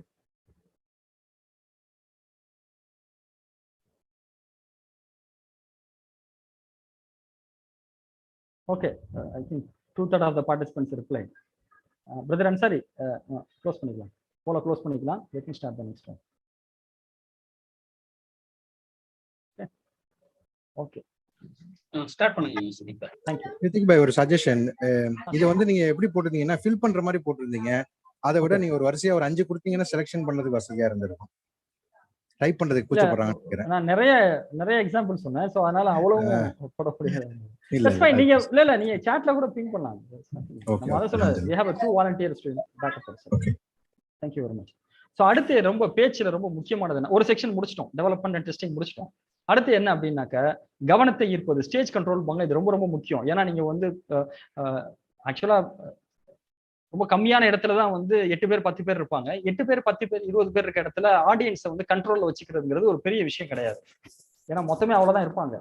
பெரிய லார்ஜ் க்ரௌட் 500 பேர் 1000 பேர் இருக்காங்க அப்படின்னாக்க நீங்க பெரிய ஸ்ட்ராட்டஜி ஃபாலோ பண்ணணும். ஸ்டேஜ் கண்ட்ரோல் என்னன்னு சொல்றோம் பாருங்க. இப்ப நம்ம பேச்ச ஆரம்பிக்கும் பொழுது கவனமா கேட்பாங்க. 5 நிமிஷம் தாங்க, அவ்வளவுதான். 5 மினிட்ஸ்க்கு அப்புறம் அவங்க பாட்டுக்கு பேச ஆரம்பிச்சிருவாங்க நம்ம பசங்க. ஏன்னா சில இடத்துல போன், ஸ்கூல்ல போன் அனுப்ப பண்ண மாட்டாங்க. பட் ஆனால் பள்ளி வாசல்ல மண்டபத்தில் நடத்துவோம். அங்கெல்லாம் எல்லாம் போன் எடுத்து நோட்ட ஆரம்பிச்சிருவாங்க. அவ்வளவுதான். நீங்க அவ்வளவு ப்ரிப்பேர்டா போயிருப்பீங்க, அவ்வளவு கண்டென்ட்டை இது பண்ணிருப்பீங்க, கண்டென்ட்டை டெஸ்ட் பண்ணிருப்பீங்க. ஒரு பையா கேட்க மாட்டாங்க. சரியா? ஸோ இந்த ஸ்டேஜ் கண்ட்ரோல் வந்து ரொம்ப ரொம்ப முக்கியம். இது வந்து கொஞ்சம் அவுட் ஆஃப் த பாக்ஸ்னு வச்சுக்கோங்களேன். இந்த ஸ்டேஜ் கண்ட்ரோல்ங்கிறது கைண்ட் ஆஃப் ஒரு தந்திரம் மாதிரி தான். விச் மீன்ஸ் என்னன்னா ஒரு மணி நேரம் 1.5 மணி நேரம் வந்து அவங்கள என்கேஜ் பண்ணி வச்சிருக்கு. சரிங்களா? ஸோ அதுல ஃபர்ஸ்ட் என்ன அப்படின்னாக்க, உங்க ஸ்பீச்ல ஏதாவது ஒரு புதிய தகவல், ஒரு புது இன்ஃபர்மேஷன் நீங்க வந்து சொன்னீங்க அப்படின்னா அவங்க வந்து அப்படியே ஒரு மாதிரி ஆச்சரியமா இருப்பாங்க. அந்த ஆச்சரியம் பாத்தீங்கன்னா ஒரு 10 நிமிஷத்துக்கு தாக்கு பிடிக்கும். லட்சம் இப்போ ஒரு 1.5 hour அப்படின்னா 1.5 hour நம்ம என்கேஜ் பண்ணுவோம். இதுல இந்த கண்டென்ட் இருக்கு பாத்தீங்களா, அந்த கண்டென்ட்டை நீங்க வந்து டிப்ளாய் பண்ணும்போது, சரிங்களா, அந்த டெலிவரி கொடுக்குறப்ப நம்ம வந்து டெவலப்மெண்ட் பார்த்தோம், டெஸ்டிங் பார்த்தோம், இப்போ டிப்ளாய்மெண்ட் வரும். இதை டிப்ளாய் பண்ணும் பொழுது அவங்களையும் நீங்க கூட சேர்த்துக்கணும். இதுக்கு வந்து இப்போ லெட்ஸ் இந்த கண்டென்ட் டெலிவரிக்கு வந்து உங்களுக்கு ஒரு ஒரு ஒரு ஒரு 1 மணி நேரம் ஆகுதுன்னா நீங்க 2 மணி நேரம் ஸ்பீச்சுக்கு கேட்கணும். எனக்கு 2 மணி நேரம் டைம் கொடுங்க, நான் பேசணும். ஏன்னா அவங்களையும் நீங்க இன்வால்வ் பண்ணீங்கன்னா தான் அடுத்த 5 நிமிஷம் 10 நிமிஷம் போக முடியும். ஸோ ஃபர்ஸ்ட் அட்ராக்ட் பண்றது என்னன்னா, ஒரு புது தகவலை, அவங்களுக்கு தெரியாத தகவல் நம்ம சொல்லணும். புதுசுன்னா கண்டுபிடிச்சு சொல்ல தேவையில்ல. பெரும்பாலான அந்த ஒரு ஊருக்கு போறோம் அப்படின்னா அந்த ஊர் மக்களுக்கு தெரியாத தகவல், ஒரு அந்த பள்ளி மாணவர்களுக்கு தெரியாத தகவல் மேபி நம்ம லெவல்ல தெரிஞ்சிருக்கலாம், பட் அந்த பசங்களுக்கு தெரிஞ்சிருக்காது. அந்த மாதிரி சொல்ல வரேன். இப்போ நான் அந்த மெடிக்கல்ல பாத்தீங்கன்னா மெடிக்கல் மருத்துவம்னாலே நீட் அப்படின்னு போயிடுவாங்க. பட் நீட்ல பாத்தீங்கன்னா மெடிக்கல் ரிசர்ச் இருக்கு, மெடிக்கல் டாக்டர் தெரியும், அதுக்கு நீட் இருக்கு. But medical research, medical workers, paramedical, அது மாதிரி நிறைய செக்ஷன்ஸ் இருக்கு. பட் சிலருக்கு தெரியும், சிலருக்கு தெரியாது. நிறைய பாத்தீங்கன்னா நீட்டு கூட தேவையில்லை. ஈவன் இப்போ மெடிக்கல் ரிசர்ச் எடுத்துக்காங்களேன், அது வந்து உங்களுக்கு டாக்டரை விட அதிகமா சம்பாதிக்கலாம். ரெண்டாவது வந்து டாக்டரை விட உலக அளவில் உங்களுக்கு ஒரு மதிப்பு இருக்கும். ஆக்சுவலா அது படிக்கிறதுக்குலாம் ஒன்றும் செலவாகாது. டு பி ஃப்ராங்க் 6000 ரூபாய் 7000 ரூபாய் 8000 ரூபாய் அவ்வளோதான் செலவாகும். ஸோ இதெல்லாம் அவங்க சொல்லும் பொழுது like this kind of a new information. அப்போ அது கொஞ்சம் புது இன்ஃபர்மேஷன்னா அப்படி ஒரு மாதிரி கொஞ்சம் ஆர்வமா என்ன பண்ணுவாங்க, எடுத்து பார்ப்பாங்க. சரிங்களா? சில நேரத்துல அவுட் ஆஃப் த சிலபஸ் கூட சொல்லலாம், கல்வியே விட்டுருங்களேன், கல்வியே விட்டுருங்களேன், வந்து இந்த பேனா கண்டுபிடிச்சது யாரு, அந்த மாதிரி சொல்ல வரேன். ஏதாவது ஒன்று, இந்த மவுஸ் கண்டுபிடிச்சது யாரு, இப்போ அப்படி இருக்கோம், ஒரு ஸ்பீக்கர் பார்க்க, இந்த ஸ்பீக்கர் யார் கண்டுபிடிச்சா, அந்த சேர் இருக்கு, இந்த பிளாஸ்டிக் யார் கண்டுபிடிச்சா, இந்த மாதிரி லைக் இவன் அன்றாடம் பயன்படுத்த ஏதாவது ஒண்ணு புதுசா மைண்டை ரெஃப்ரெஷ் பண்ற மாதிரி அப்படின்னு பாக்குற மாதிரி நீங்க என்ன பண்ணலாம், ஒரு புதிய தகவல் சொல்லலாம். இது ஒரு ஸ்டேஜ் கண்ட்ரோலுக்கு இருக்க மெக்கானிசம். ஓகேங்களா? அடுத்து என்னன்னா, கேள்வி கேட்கறது. இது ரொம்ப பாருங்க, நம்ம கூட நிறைய பாப்அப் மெசேஜ், இது வந்து என்கேஜ் பண்ண வைக்கிறது அவங்கள. ஏன்னா மைண்டுக்கு அவங்களுக்கு நம்ம ரெஃப்ரெஷ் கொடுத்துக்கிட்டே இருக்கணும். இதுல பெஸ்ட் ப்ராக்டிஸ் என்னன்னா, தெரிஞ்ச கேள்வி கேட்கறது. நீங்க தெரியாத கேள்வி கேட்டீங்கன்னா அப்படியே தலையை திருப்பிடுவாங்க, ஒருத்தன் பதில் சொல்ல மாட்டான். சரிங்களா? நீங்க நேரடியோட கேட்கலாம், இந்தியாவுடைய தலைநகரம் எது, தமிழகத்தினுடைய தலைநகரம் எது, இவங்க கூட கேட்கலாம். சென்னைன்னு தெரியும், பரவாயில்ல, அப்படியே கத்துவாங்க, சென்னைன்னு கத்துவாங்க. கத்துறதா நமக்கு வேணும். ஏன், அந்த ஒரு அப்படியே அரைக்குறையா தூங்குறவங்க கூட சவுண்டை கட்டி மிச்சு உட்காந்துருவோம். ஸோ தெரிஞ்ச கேள்வியா கேட்கறது, இது ஒரு ஒரு டாக்டிஸ் நீங்க ஃபாலோ பண்ணணும். அப்பப்போ நடுவில் எவ்ரி 5 minutes எவ்ரி 10 minutes. ஓகேங்களா? தெரிஞ்ச கேள்வியா கேட்கிறப்ப அவங்க வந்து என்கேஜ் பண்ணுவாங்க. இன்னொருத்தனை வந்து இது பண்ணி விடுவோம். ஏன்னா தெரிஞ்ச கேள்வி தான் பசங்க சொல்ல முன்னு விடுறாங்க. நீங்க பாட்டுக்கிட்ட அமீபா கிளாமிட்டோ மோனஸ் அப்படின்னு ஏதாவது ஏறவரமா கேள்வி கேட்டீங்க வச்சுங்க, அது எனக்கு தெரியாத பொழுது அந்த மாதிரி டெல்லா இருக்கிறத டெல்லு கண்டினியூ ஆகிட்டே இருக்கும். ஸோ தெரிஞ்ச கொஸ்டின்ஸ் நோட் பண்ணி வச்சுக்கோங்க, கேளுங்க, பதில் சொல்லுவாங்க பசங்க. அடுத்து இன்னும் பசங்களை தூண்டுறது விடுகதை, பசில்ஸ் இருக்கு பார்த்தீங்களா, அந்த மாதிரி கேட்கலாம். இந்த பசிலுக்கு சொல்லுங்க, அந்த பசில் சொல்லுங்க. அப்படி ரொம்ப சில பெரும்பாலும் பசிலுக்கு பசங்க ரொம்ப அட்ராக்ட் ஆவாங்க. நீ சொல்றியா, நான் சொல்றேனா. இதுல பசில் சொல்லி யாராவது பையன் வந்து பதில் சொன்னா அவனுக்கு வந்து ஒரு பேனா பிரைஸ் அந்த மாதிரி கொடுக்கலாம். சரிங்களா? இது நீங்க ஆர்கனைஸ் பண்றதுக்கு முன்னாடியே சொல்லலாம், ஏங்க ஒரு 10 சாக்லேட் வாங்கி வச்சுக்கோங்க, இந்த மாதிரி நான் கேள்வி கேட்பேன், ஜெயிக்கிறவனுக்கு ஒரு சாக்லேட் கொடுக்குறேன். ஒண்ணும் இல்லை, 5 ரூபா இந்த கேட்பரி சாக்லேட் 5 ரூபா 10 ரூபா இருக்கும். 10 சாக்லேட் வாங்குறது இட்ஸ் நாட் எக்ஸ்பென்சிவ். சரிங்களா? ஸோ இந்த மாதிரி பசில்ஸ் கேட்கலாம், விடுகதை கேட்கலாம். பதில் சொன்ன பையனை மேலைக்கு கூட்டு வந்து அவனுக்கு சாக்லேட் கொடுக்கலாம். இது நீங்க நினைக்கலாம் இதெல்லாம் டைம் வேஸ்ட் ஆகுங்களா, அது வேஸ்ட் ஆகதான் செய்யும். அதுதான் நிகழ்ச்சிங்கிறது நாமளா அப்படி உட்காந்து பேசுறது இல்லை. இது ஒரு என்ன சொல்றது, ஒரு ட்ரைனிங் கிளாஸ் இது. சரிங்களா? ஸோ இப்படி நினைச்சுக்காதீங்க. அது ஈவன் நம்மளுடைய கிளாஸ் இப்படி இருக்காது. பொதுவா பிபிடி ஷேர்ல பண்ணுவேன். இந்த செஷனும் அடுத்த ஒரு செஷன் மட்டும் தான் இந்த மாதிரி இருக்கும். அதுக்கப்புறம் பாத்தீங்கன்னா பிபிடி ஷேரிங் அந்த மாதிரி நிறைய இருக்கும். உங்களுக்கு கண்டென்ட் இதா இருக்கும். அப்ப என்னன்னா அவங்க இன்வால்வ் பண்ண வைக்கணும். அதான் 1 மணி நேரம்னா 1 மணி நேரம் அவன் செயல்படணும், 1 மணி நேரம் நம்ம செயல்படணும். அப்பதான் அது கலெக்டிவா போய் சேரும். இதே மாதிரி மயக்க பிடிச்சி இப்படி பேசிட்டு இருந்தேன் அப்படின்னாக்க தத்துவம் முடியல. சரிங்களா? ஸோ அதனால அது 5 minutes எடுக்க தான் செய்யும். அதுதான் அந்த பசங்களுக்கு ஒரு இது. திருப்பி வெரி குட் தம்பி, சூப்பரா பேசினார். இப்ப அடுத்து என்னன்னா அப்படின்னு மயக்க பிடிச்சி பேசுனீங்கன்னா அந்த பசங்க ஃப்ரெஷ்ஷா கேட்பாங்க. ஸோ சரிங்களா? இது ஒண்ணு. அடுத்து மீண்டும் மீண்டும் கேள்வி கேட்பது. மீண்டும் ஒரு கேள்வி கேட்குறீங்க, இருக்கிறாங்க வேலைக்காவது. இந்த ரசூல்ல வந்து ஹஜ்ஜத்துல் விதால கேட்டாங்க, அது பெரிய கிரௌடு. அப்ப என்ன கேட்கிறேன், இந்த மாதம் எப்படிப்பட்ட மாதம், இந்த நகரம் எப்படிப்பட்ட நகரம், திருப்பி இன்னும் நீங்க நிறைய ஹதீஸ் படிச்சிருப்பீங்க. ரசூல்ல கேட்ட கேள்வியை 3 வாட்டி கேட்பாங்க. அப்பதான் எல்லாருமே வருவாங்க. இப்ப உதாரணம் வந்து அஸ்ஸலாமு அலைக்கும் சொல்லுவேன். நிறைய சில ஸ்கூல்ஸ் போவேன், என்ன ஒரு முஸ்லீம் ஹையர் செகண்டரி ஸ்கூல் இருந்தா அங்க போறோம்னா அஸ்ஸலாமு அலைக்கும், அஸ்ஸலாமு அலைக்கும், வலைக்கும் சொல்ற வரைக்கும் திருப்பி சொல்லுவோம். அதே மாதிரி சில குட் மார்னிங் அப்படின்னு சொல்லுவோம், குட் ஈவினிங் சொல்லுவோம். அவன் மறுபடியும் குட் மார்னிங் சொல்ற வரைக்கும் கேட்டுக்கிட்டே இருப்போம். குட் மார்னிங் கேட்கல, குட் மார்னிங் ஆன்னு கத்துவான். எதுக்கு நான் பக்கத்துல அவன் தூங்கிட்டு இருந்தானா எழுந்திருவான் அந்த சவுண்டை கேட்டு. சரிங்களா? இது ஒரு டாக்டிக்ஸ். அடுத்து என்னன்னா இப்ப நீங்க ஒரு கேள்வி கேட்கறீங்கல்ல, சில நேரத்துல பசங்க கரெக்டா சிம்பிளான கேள்வி கேட்கலாம், இல்ல ஒரு கடுமையான கேள்வியை கேட்கறேன்னு வச்சுக்கோங்களேன், தப்பா பதில் சொன்னா கூட அவனை அப்ரிஷியேட் பண்ணணும். இந்த பையன் தப்பா தான் பதில் சொல்லியிருப்பான், இருந்தாலும் அப்ரிஷியேட் பண்ணணும். குர்ஆன்ல அல்லாஹ் வந்து 3வது அத்தியாயம் 159 அல்லாஹ் சொல்றான், நீ வந்து வந்து சொல்லுல ரொம்ப கடுகடுப்பா இருந்திருந்தேன்னு சொன்னா இவங்க எல்லாரும் உன்னை விட்டு ஓடி போயிருப்பாங்க அப்படின்னு சொல்லிட்டு தொடர்ச்சியா சொல்லும்போது அல்லாஹ் சொல்றான், அவங்களுடைய பிழையை நீ அலட்சியப்படுத்துவீராக. பிழையா இருந்தா கூட அலட்சியப்படுத்து என்ன அப்படின்னு வந்து அல்லாஹ் சொல்றான். அந்த மாதிரி அது வந்து அவங்க ஒரு பிழையா சொன்னா கூட சரி, ஒரு பிள்ளைய சொன்னா கூட சரியான தகவல் நீங்க எடுத்து சொல்லுங்க, தம்பி அருமையா சொன்னாரு அப்படின்னு சொல்லி அவரை கொஞ்சம் பாராட்டிட்டு, தம்பி உங்க பேர் என்ன அப்படி கேட்டு பாராட்டிட்டு நீங்க என்ன பண்ணுங்க, தம்பி சொன்ன செய்தியை நான் கூடுதலாக ஒரு செய்தி ஆட் பண்ணிக்கிறேன், அது வந்து இப்படி சரியான தகவல், தவறான தகவல் சேரக்கூடாது, இருந்தாலும் ஒரு பிழையா சொன்னா கூட பிழையை நீங்க என்ன பண்ணுங்க, அப்ரிஷியேட் பண்ணுங்க. சரிங்களா? அடுத்து என்னன்னு சொன்னா ஆச்சரியம் ஊட்டுவது. அந்த பசங்களை ஆச்சரியம் ஊட்டுறது. இப்போ லட்சே ஒரு ஏழையா இருந்தாரு, இப்ப படிச்சுட்டு வந்து லட்சே ஒரு அமெரிக்கால இருக்காரு, மாசம் 10 லட்சம் ரூபாய் சம்பாதிக்கிறாரு. 10 லட்சமா அப்படின்னு பசங்க ஆபாங்க. பொய் சொல்லக்கூடாது, உண்மையதான், நிறைய இருக்காங்க. You can get collect the data, lot of data you have. ஓகேவா? சோ அந்த மாதிரி இப்படி அப்படியே ஆயிட்டாங்க. ஆச்சரியம் ஊட்டுற மாதிரி ஒரு செய்தி. சரிங்களா? இப்ப எனக்கு தெரிஞ்ச லேட்டஸ்ட் எக்ஸ்பீரியன்ஸ், ஒருத்தர் ஒரு கொஸ்டின்ஸ் கேட்டாரு, சும்மா ஃப்ரெண்ட்லியா பேசியிருந்தேன். சித்திக் பாய் அந்த அந்த ஹதீஸே வந்து லைஃப் சித்திக் பாய், என்னது லைஃபா, இந்த ஹதீஸ் வச்சு மணிக்கணக்கில் எல்லாரும் பயன் பண்றாங்க, லைஃபான ஹதீஸா கேட்கிறப்போ அவ்வளவு ஆச்சரியமா இருந்தது. அதுக்கப்புறம் பாத்தீங்கன்னா like we spend at least another ஒரு 10 minutes 15 minutes வந்து நம்ம அதை பத்தியே பேசிக்கிட்டு இருந்தோம். we are not going to next talk. அந்த மாதிரி ஆச்சரியம் ஊட்டுற மாதிரி நீங்க ஏதாவது ஒண்ணு செஞ்சீங்கன்னா அதுல அப்படியே அட்மயர், அப்படியே அடுத்தடுத்து உங்க ஸ்பீச் கேட்பாங்க. ஏன்னா அது டேட்டாவோட பொய் சொல்லக்கூடாது, ஆச்சரியப்படுறது வாயில அடிச்சு விட்டுறக்கூடாது, டேட்டாவோட நீங்க சொல்லுங்க. அடுத்து கண்டிப்பா நகைச்சுவை நீங்க வந்து அப்பப்ப காமெடி பண்ணணும். ஏன்னா அவன் சிரிப்பு மூட்டணும், சிரிப்பு மூட்டினீங்கன்னா தான் அவன் ரெஃப்ரெஷ்ஷா பார்ப்பான். ஒரேடியா போட்டு இழுத்தீங்கன்னா என்ன பண்ணுவாங்க, they won't listen to you. சரிங்களா? அடுத்து எதுகை மோனையாக பேசுவது. குர்ஆனோட பாருங்களேன், குல் ஹுவல்லாஹு அஹத் அல்லாஹு ஸமத், அஹத் சமத், அது வாசிக்கும் பொழுதே உங்களுக்கு அது மாதிரி வந்து எதுகை மோனையா பேச நான் சொன்ன பாருங்க, ஸ்டார்டிங்ல சொன்னேன். அதாவது கஷ்டப்படுற வயசுல நீ ஓய்வு எடுத்தேன்னு சொன்னா ஓய்வு எடுக்கிற வயசுல கஷ்டப்படும். இது மாதிரி நிறைய எதுகை முறை நீங்க பார்த்துருப்பீங்க. எஜுகேஷன் ரிலேட்டட் இந்த மாதிரி ஒரு ப்ராப்ஸ்னு போட்டீங்கன்னா அது பாட்டுக்கு நிறைய வரும். அந்த மாதிரி எதுகை முனையாக பேசுவதும் பசங்களுக்கு வந்து ஒரு உற்சாகத்தை கொடுக்கும். தொடர்ந்து என்ன பண்ணுவாங்க, உங்க ஸ்பீச்சை வந்து கேட்பாங்க.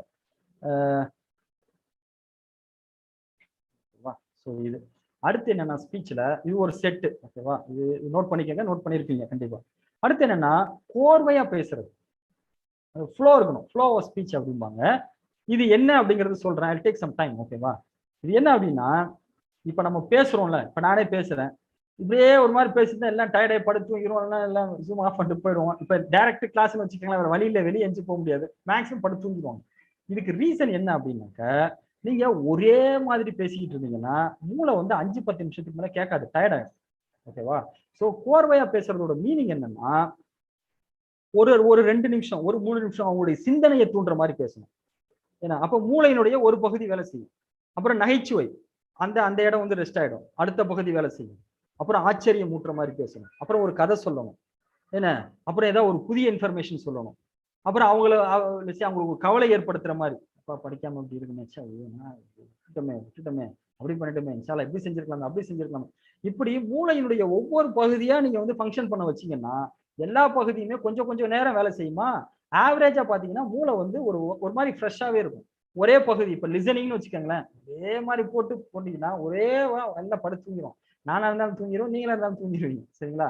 இந்த மாதிரி ஜூம் மீட்டிங்னா பீப்புள் வில் குயிட், கிளம்பி போயிடுவாங்க. ஹலோ, இல்ல நான் லெட்ஸ் கண்டினியூ, முடிய போறோம். Like we are running out of time. ஓகேவா? சோ அந்த மாதிரி I'll give you time for discussion. So அதனால வந்து ஸ்பீச் நீங்க கண்டென்ட் வைக்கும் பொழுது மூளையை முதல்ல ஒரு சைக்காலஜி சொல்றாங்க. சோ கொஞ்ச நேரம் நான் மீட்ல இருக்கேன்.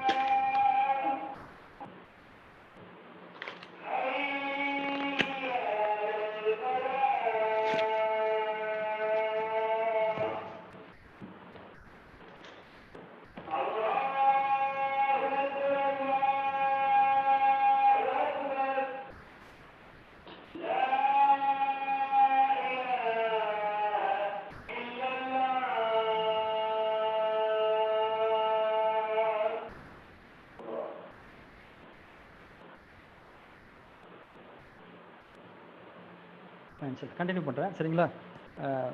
சுற்றி நிறையா பள்ளியாசம் இருக்குது, பாங் சவுண்டு கேட்டுக்கிட்டே தான் இருக்கும். நான் நிகழ்ச்சியை கண்டினியூ பண்ணுறேன். ஒரு பாங்குக்கு சரிங்களா. ஸோ பாங் கேட்டிங்கன்னா சுற்றி 4 பள்ளி இருக்குது, கண்டினியூஸ் வந்துகிட்டே தான் இருக்கும். Let me continue. ஸோ இந்த மாதிரி வந்து நீங்கள் வந்து இந்த சைக்காலஜியை நம்ம கன்சிடர் பண்ணணும். ஃபிசிக்கலாக மூளை வந்து பார்த்தீங்கன்னா 10-15 நிமிஷம் கேட்காது. நீங்கள் இப்படி பேசுறீங்கன்னா 2 மணி நேரம் கூட பேசலாம். சும்மா மைக்கை பிடிச்சி கூட 2 மினிட்ஸ் 3 மினிட்ஸ் இப்படி மாற்றி செக்ஷனை மாற்றி சொல்லிக்கிட்டே இருங்களேன், பசங்க டயர்டே ஆக மாட்டாங்க.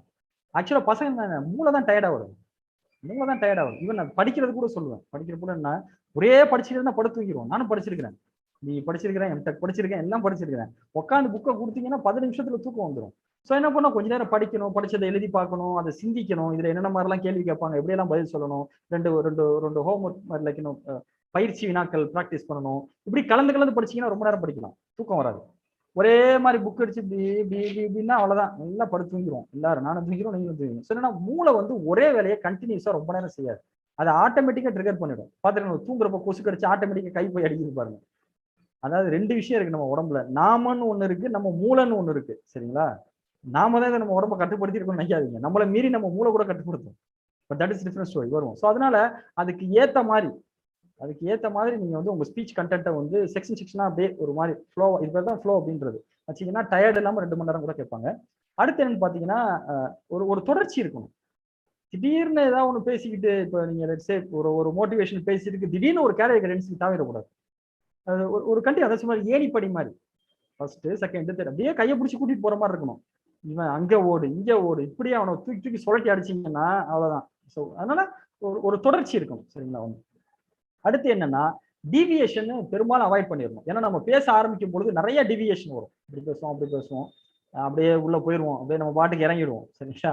அப்படி இருக்கக்கூடாது. என்ன அட்வைஸ் எனக்கும் சேர்த்து தான் சொல்றேன். சில நேரத்துல பர்பஸா டிவியேட் பண்ணுவோம். எதுக்குன்னா இப்ப அங்க ஒரு ஜோக் சொல்லணும்னு வச்சுக்கோங்களேன், அப்பதான் பசங்க ஒரு மாதிரி ட்ரையா இருக்கானுங்க, இங்க ஏதாவது ஒரு ஜோக் சொல்லணும்னா பர்பஸ்ஃபுல்லா ஒரு இடத்துக்கு டிவியேட் ஆகி அங்கிருந்து ஒரு ஜோக் சொல்லுவோம். இல்ல இந்த இடத்துல ஒரு கதை சொன்னா கரெக்டா இருக்கும்னா பர்பஸ்ஃபுல்லா அந்த இடத்துல கொஞ்சம் டிவியேட் ஆகி ஒரு கதையை சொல்லிட்டு திருப்பி டாபிக் வருவோம். ஸோ அவசியம் இருந்தா கண்டிப்பா நம்ம வந்து அவுட் ஆஃப் த கொஞ்சம் டிவியேட் ஆகும். பட் நேச்சுரலா என்ன பண்ணக்கூடாது, டிவியேட் ஆகக்கூடாது. அது பசங்களுக்கு கன்ஃபியூஷனை கொடுக்கும். அடுத்து என்னன்னா பேசுறப்ப 1 மணி நேரம் 2 மணி நேரம் பேசுறப்ப ஒரே டாபிக்கே சொல்லக்கூடாது. இல்லை சைக்காலஜி தான். இப்போ பாருங்க, நானே பாருங்க 4 டாபிக் போட்டிருப்பேன். லிட்டரலா பாத்தீங்கன்னா எல்லாம் ஒரே இதுதான். பட் இருந்தாலும் அது ஒரு 4 டாபிக், ஒரு செக்ஷனு இப்படிலாம் சொல்லும்போது மைண்டுக்கு ஒரு சின்ன ரெஃப்ரெஷ்மெண்ட் கிடைக்கும். ஓகே அடுத்து பேசுறாங்க, அப்பா எப்படியும் முடிஞ்சு, சரி அடுத்து என்ன இருக்குன்னு பார்ப்போம். இப்படி ஒரு மைண்ட் ஏதோ ஒரு வைண்ட் அப் பண்ணி ஏதோ அடுத்து ஸ்டார்ட் ஆகிற மாதிரி இருக்கும் சரிங்களா. ஸோ அந்த மாதிரி நடுவில் கண்டிப்பா பிரேக் விடணும். அப்புறமா வந்து பொதுவா பாத்தீங்கன்னாக்கா refresh the mind and deliver content. அப்படிதான், ரெஃப்ரெஷ் மைண்ட் டெலிவர் கண்டென்ட். அதுக்காக என்ன டீ பிஸ்கட் இல்லை, தட்ஸ் ஃபைன். அது ஒரு நிகழ்ச்சிக்கு ஒரு வாட்டி கொடுப்பாங்க, அந்த மாதிரி சொல்லவில்லை. இப்ப ஒருத்தர் ஓடுறாருன்னு வச்சுக்கோங்களேன், ஒருத்தர் ஓடுறதுக்கு பயிற்சி கொடுக்குறாங்கன்னா என்ன சொல்லுவாங்கன்னா, ஓடுறவருக்கு நடக்கிறது ரெஃப்ரெஷ்மெண்ட். ஓடிக்கிட்டே இருக்கீங்கல்ல, 1 மணி நேரம் உங்களை ஓட சொல்லுவாங்க, நிக்க கூடாது, ஓடணும். ஓகே ரெஸ்ட் எடுப்பான்னா போய் உக்காந்துடக்கூடாது, அது ரெஸ்ட் இல்லை, நடக்கணும், அதான் ரெஸ்ட். இப்போ ஓடுறவனுக்கு நடக்கிறது ரெஸ்ட் அப்படிம்பாங்க. நடக்கிறது ரெஸ்டா உண்மையா கிடையாது. அந்த மாதிரி நீங்க ஸ்பீச் எப்படின்னாக்க பேசிக்கிட்டா இருப்போம். அதாவது ஒரு சிந்தனையை சொல்வது அது ஒரு 2-3 நிமிஷம் இருக்கணும். இது மைண்டுக்குள்ள திணிக்கணும். அப்புறம் மைண்டை ரெஃப்ரெஷ் பண்ணணும். ஒரு காமெடி பண்ணுங்க, இது மாதிரி ஒரு ஆச்சரியமான தகவல் சொல்லுங்க, கேள்வி கேளுங்க, அப்புறம் திருப்பி கண்டென்ட்டை கொடுங்க. இந்த ஓடுறது நடக்கிறது எண்ட் ஆஃப் தி டே பாத்தீங்கன்னா நீங்க மூவ்மெண்ட்ல தான் இருப்பீங்க. அந்த மாதிரி இந்த ரெஃப்ரெஷ்மெண்ட் நான் எதை மீன் பண்றேன், ஓடுறவனுக்கு நடக்கிறது ரெஃப்ரெஷ்மெண்ட் மாதிரி. இதை நான் சொன்னாலே 1 மணி நேரம் கண்டென்ட்டுக்குள்ள இவ்வளவு அந்த காமெடி ஜோக்கு கேள்வி கேட்கறது, அவனை கூப்பிட்டு பாராட்டுறது, இது எல்லாமே ரெஃபர். ஆனா இந்த நிகழ்ச்சி போய்கிட்டே இருக்கும். இது ஊடாகத்தான் உங்கள் செய்தியை நீங்க சொல்லணும், அப்பதான் அவங்களுக்கு போய் சேரும் சரிங்களா. ஸோ இது ரொம்ப முக்கியமா தெரிஞ்சுக்கோங்க. இன்னொரு போல் ஒன்று ஸ்டார்ட் பண்ணுவோம் அடுத்த செக்ஷனுக்கு போறதுக்கு முன்னாடி.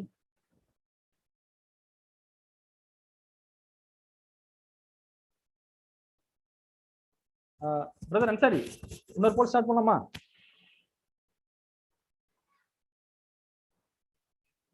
ஸ்டார்ட் பண்ணிட்டேன் சித்திக் பாய். ஒருவேளை தாமதமா வருதா? உடனே முன்னாடி டக்குன்னு வந்துச்சு. நீங்க ஸ்டார்ட் பண்ணிட்டேன்னு சொல்லும் போதே டக்குன்னு வந்து நிற்கும். ஒன்னும் வரலீங்களா? எனக்கு இங்க நினைக்கிறேன் சித்திக் பாய்.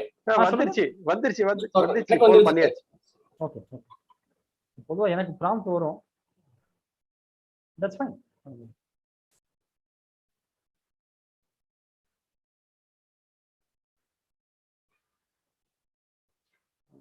பிரதர் அன்சாரி, ஸோ எவ்வளவு பேர் போல் பண்ணியிருக்காங்க? 24 26 வெயிட் கொஞ்சம் பண்ணிருக்கோம் போயிட்டு எல்லாரும். நம்ம ஒரு கொஞ்சம் please in every one. 2 seconds. ஆக்சுவலா எனக்கு வரும் வரமாட்டேங்குது. நீங்க போல் இனிஷியேட் பண்ணீங்கன்னா you are locked out to another device. Polling session in inactive. Okay.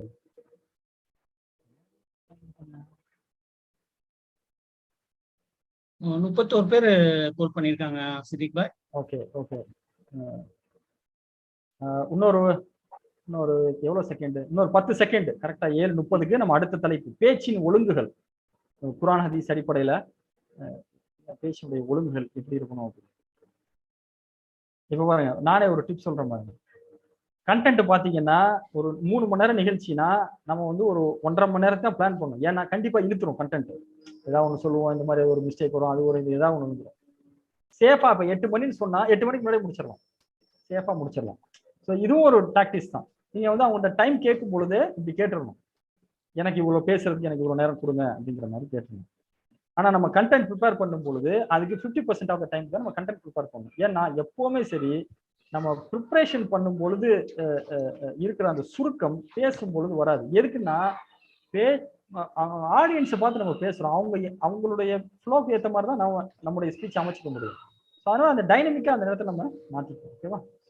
Let me back. So அடுத்த தலைப்பு என்னன்னா பேச்சினுடைய ஒழுங்குகள். இதுல வந்து ஃபர்ஸ்ட் அல்லாஹ் சொல்ற மாதிரி 3வது அத்தியாயம் 159வது வசனத்துல சொல்ற மாதிரி, நீங்க வந்து கடுகடுப்பாக பேசினா, பேச்சுல கடுகடுப்பாக இருந்தாருன்னா இவங்க எல்லாருமே உன்னை விட்டு ஓடி போயிடுவாங்க. அப்போ பேச்சு வந்து மென்மையான பேச்சாக இருக்கணும், மென்மையான பேச்சு கனிவான பேச்சாக இருக்கணும்.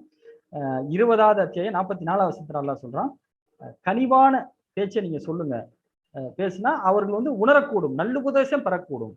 அந்த நல்லுபதேசம் பெறக்கூடுங்கிறதுக்கு அல்லாஹ் முன்னாடி சொல்றது என்ன? அந்த வசனத்துல 20:44 வசனம் படிச்சு பாருங்க, சரிங்களா? அதுல அல்லாஹ் என்ன சொல்றான்னா, நீ வந்து கனிவான பேசுனா அவன் நல்லுபதேசம் பெறக்கூடும். அப்போ ஒருத்தங்களுக்கு நல்லுபதேசம் சொல்றதா இருந்தா கனிவான பணிவான வார்த்தையில தான் சொல்லணும்.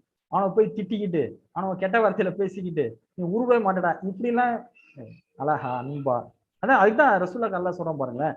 நீ அப்படி ஒரு கடுகடுப்பா இருந்த அப்படின்னா எல்லாரும் உனக்கு ஓடி போயிருப்பாங்க, யாரும் இருக்க மாட்டாங்க.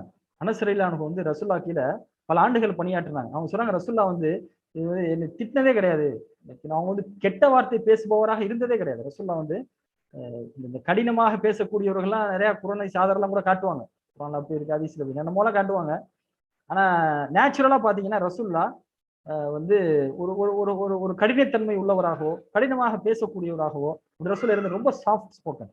ரசூலுல்லாஹ்வுடைய வரலாற்றுல எடுத்து பாத்தீங்கன்னா it's very very soft spoken, சரிங்களா? அதனால ரொம்ப மென்மையா கனிவா பேசணும். ஒரு வாட்டி கூட ரசூலுல்லாஹ் வந்து ஹதீஸ் புகாரில் இருக்கக்கூடிய ஹதீஸ், ஆயிஷா ரலியல்லாஹு சொல்றாங்க, ஒருத்தர் பேசிக்கிட்டு இருக்காங்க, மனைவிட்ட பேசிட்டு இருக்காங்க, ஒருத்தர் வர ரொம்ப கெட்டவர், அவர் ரசூலுல்லாஹ் சொல்றாங்க, இந்த ஆள் வந்து ரொம்ப கெட்ட ஆளு அப்படிங்கிறாங்க.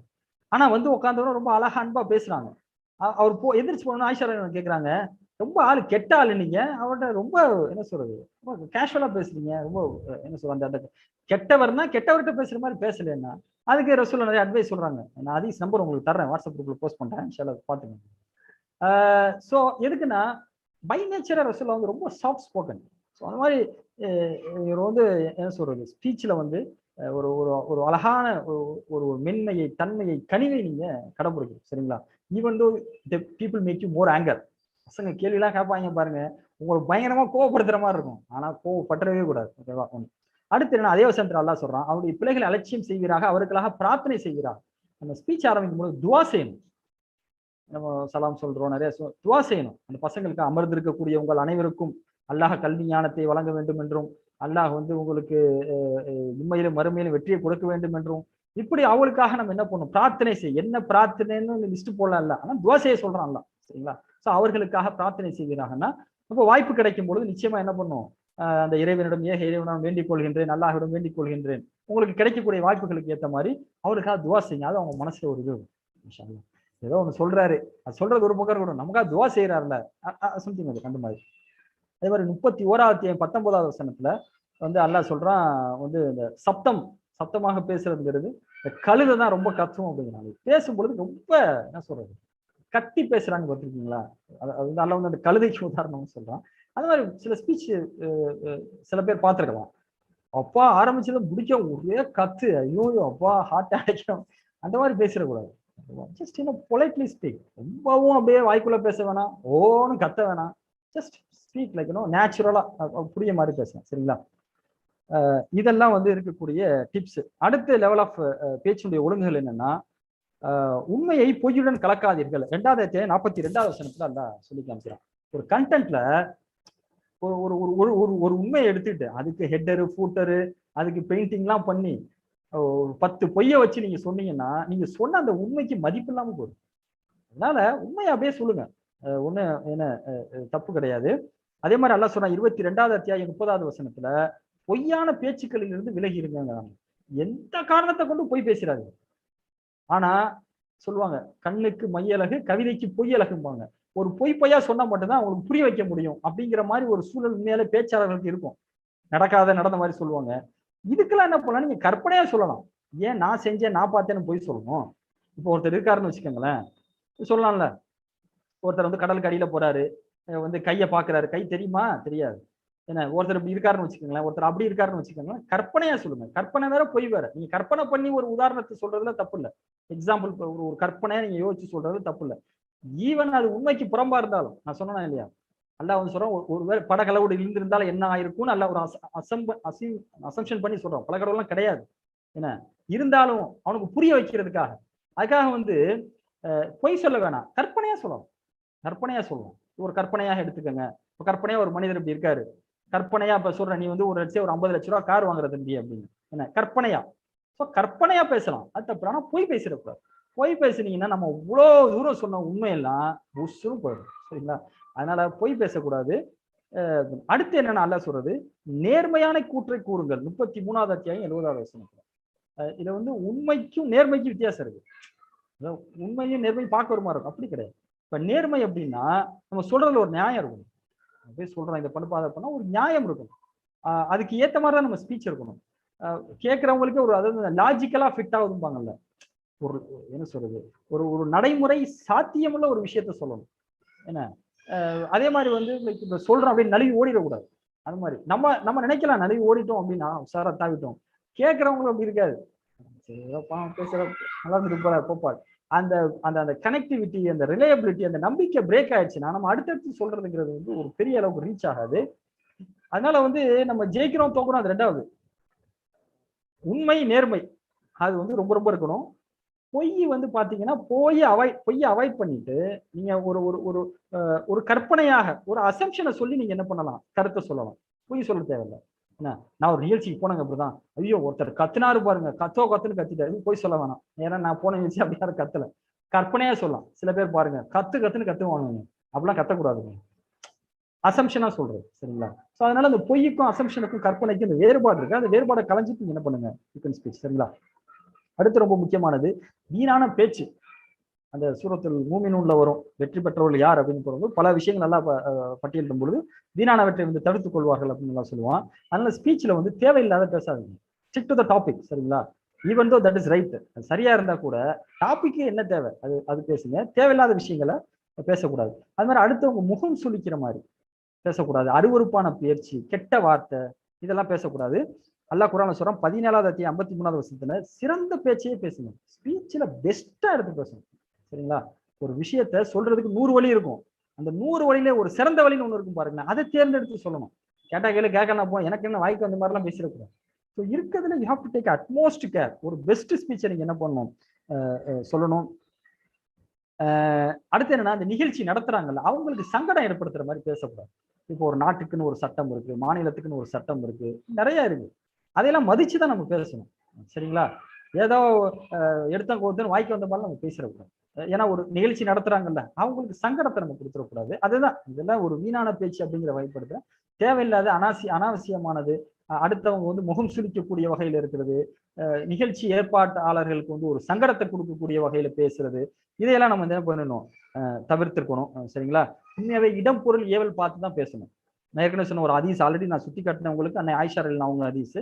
ஒரு ஒரு கெட்டவர் ரசூலுல்லாஹ் சொல்றாங்க, இதனால அவர்கிட்ட பேசும் பொழுது என்ன பண்ணாங்க, கரெக்டா தான் என்ன சொல்றது, நார்மலா எல்லாத்தையும் எப்படி பேசணுமோ அப்படிதான் ரசூலுல்லாஹ் பேசினாங்க. நான் இன்னொரு செய்தி உங்களுக்கு சொல்றேன், அதையும் சொல்றேன்.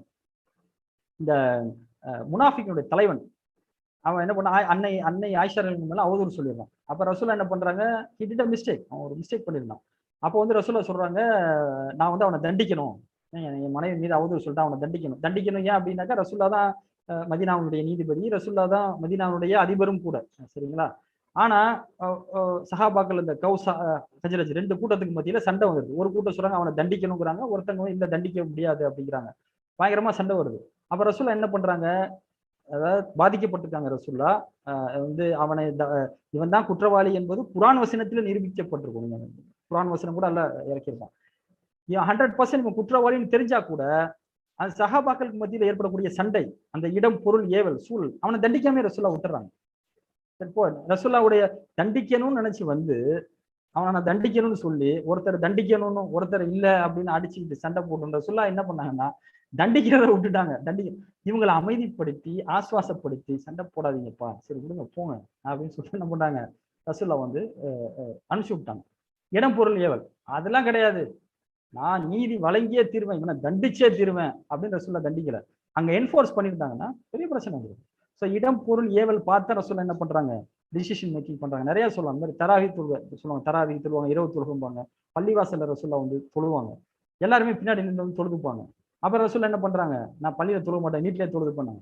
தொழுகதானே, எங்க தொழுதா என்ன, இப்படிலாம் ரசூல்லா பேசல. அங்க தொழுதா என்ன ஆகும், எல்லாரும் தொழுவீங்க, அப்புறம் அது உங்க கடமையாயிரும், கடமையான சிரமமாயிரும், எதுக்கு உங்களுக்கு சிரமத்தை கொடுக்க, நான் வீட்டை தொழுகிறேன். இரவு தொழுகிற ரசூல்லா என்ன பண்றாங்க, ரமலான்ல பள்ளியில தொழுதாங்க. இந்த ரீசனை சொல்லி தொழுவார். சுச்சுவேஷன் பாக்குறாங்க, சுச்சுவேஷனை பார்த்து தான் என்ன பண்றாங்க. It's not like right or wrong, situation make you decision, சரிங்களா? பெட்டர் டிசிஷன், நல்ல முடிவுகள், சமூகத்துக்கு பயனளிக்கக்கூடிய முடிவுகளை நாம எடுக்கணும். இது நிறைய சொல்லலாம், அந்த லிஸ்ட் நிறைய வச்சிருக்கோம், but let me stop it here. So இந்த மாதிரியான பேச்சுல நாம் இதெல்லாம் பேண வேண்டிய ஒழுங்குகள் இன்ஷா அல்லாஹ், இதை வந்து நம்ம கண்டிப்பாக பேணி கொள்ளணும். So I think I'm almost done. மாஷா அல்லாஹ் 40 ஆயிடுச்சு. கடைசி கேள்வி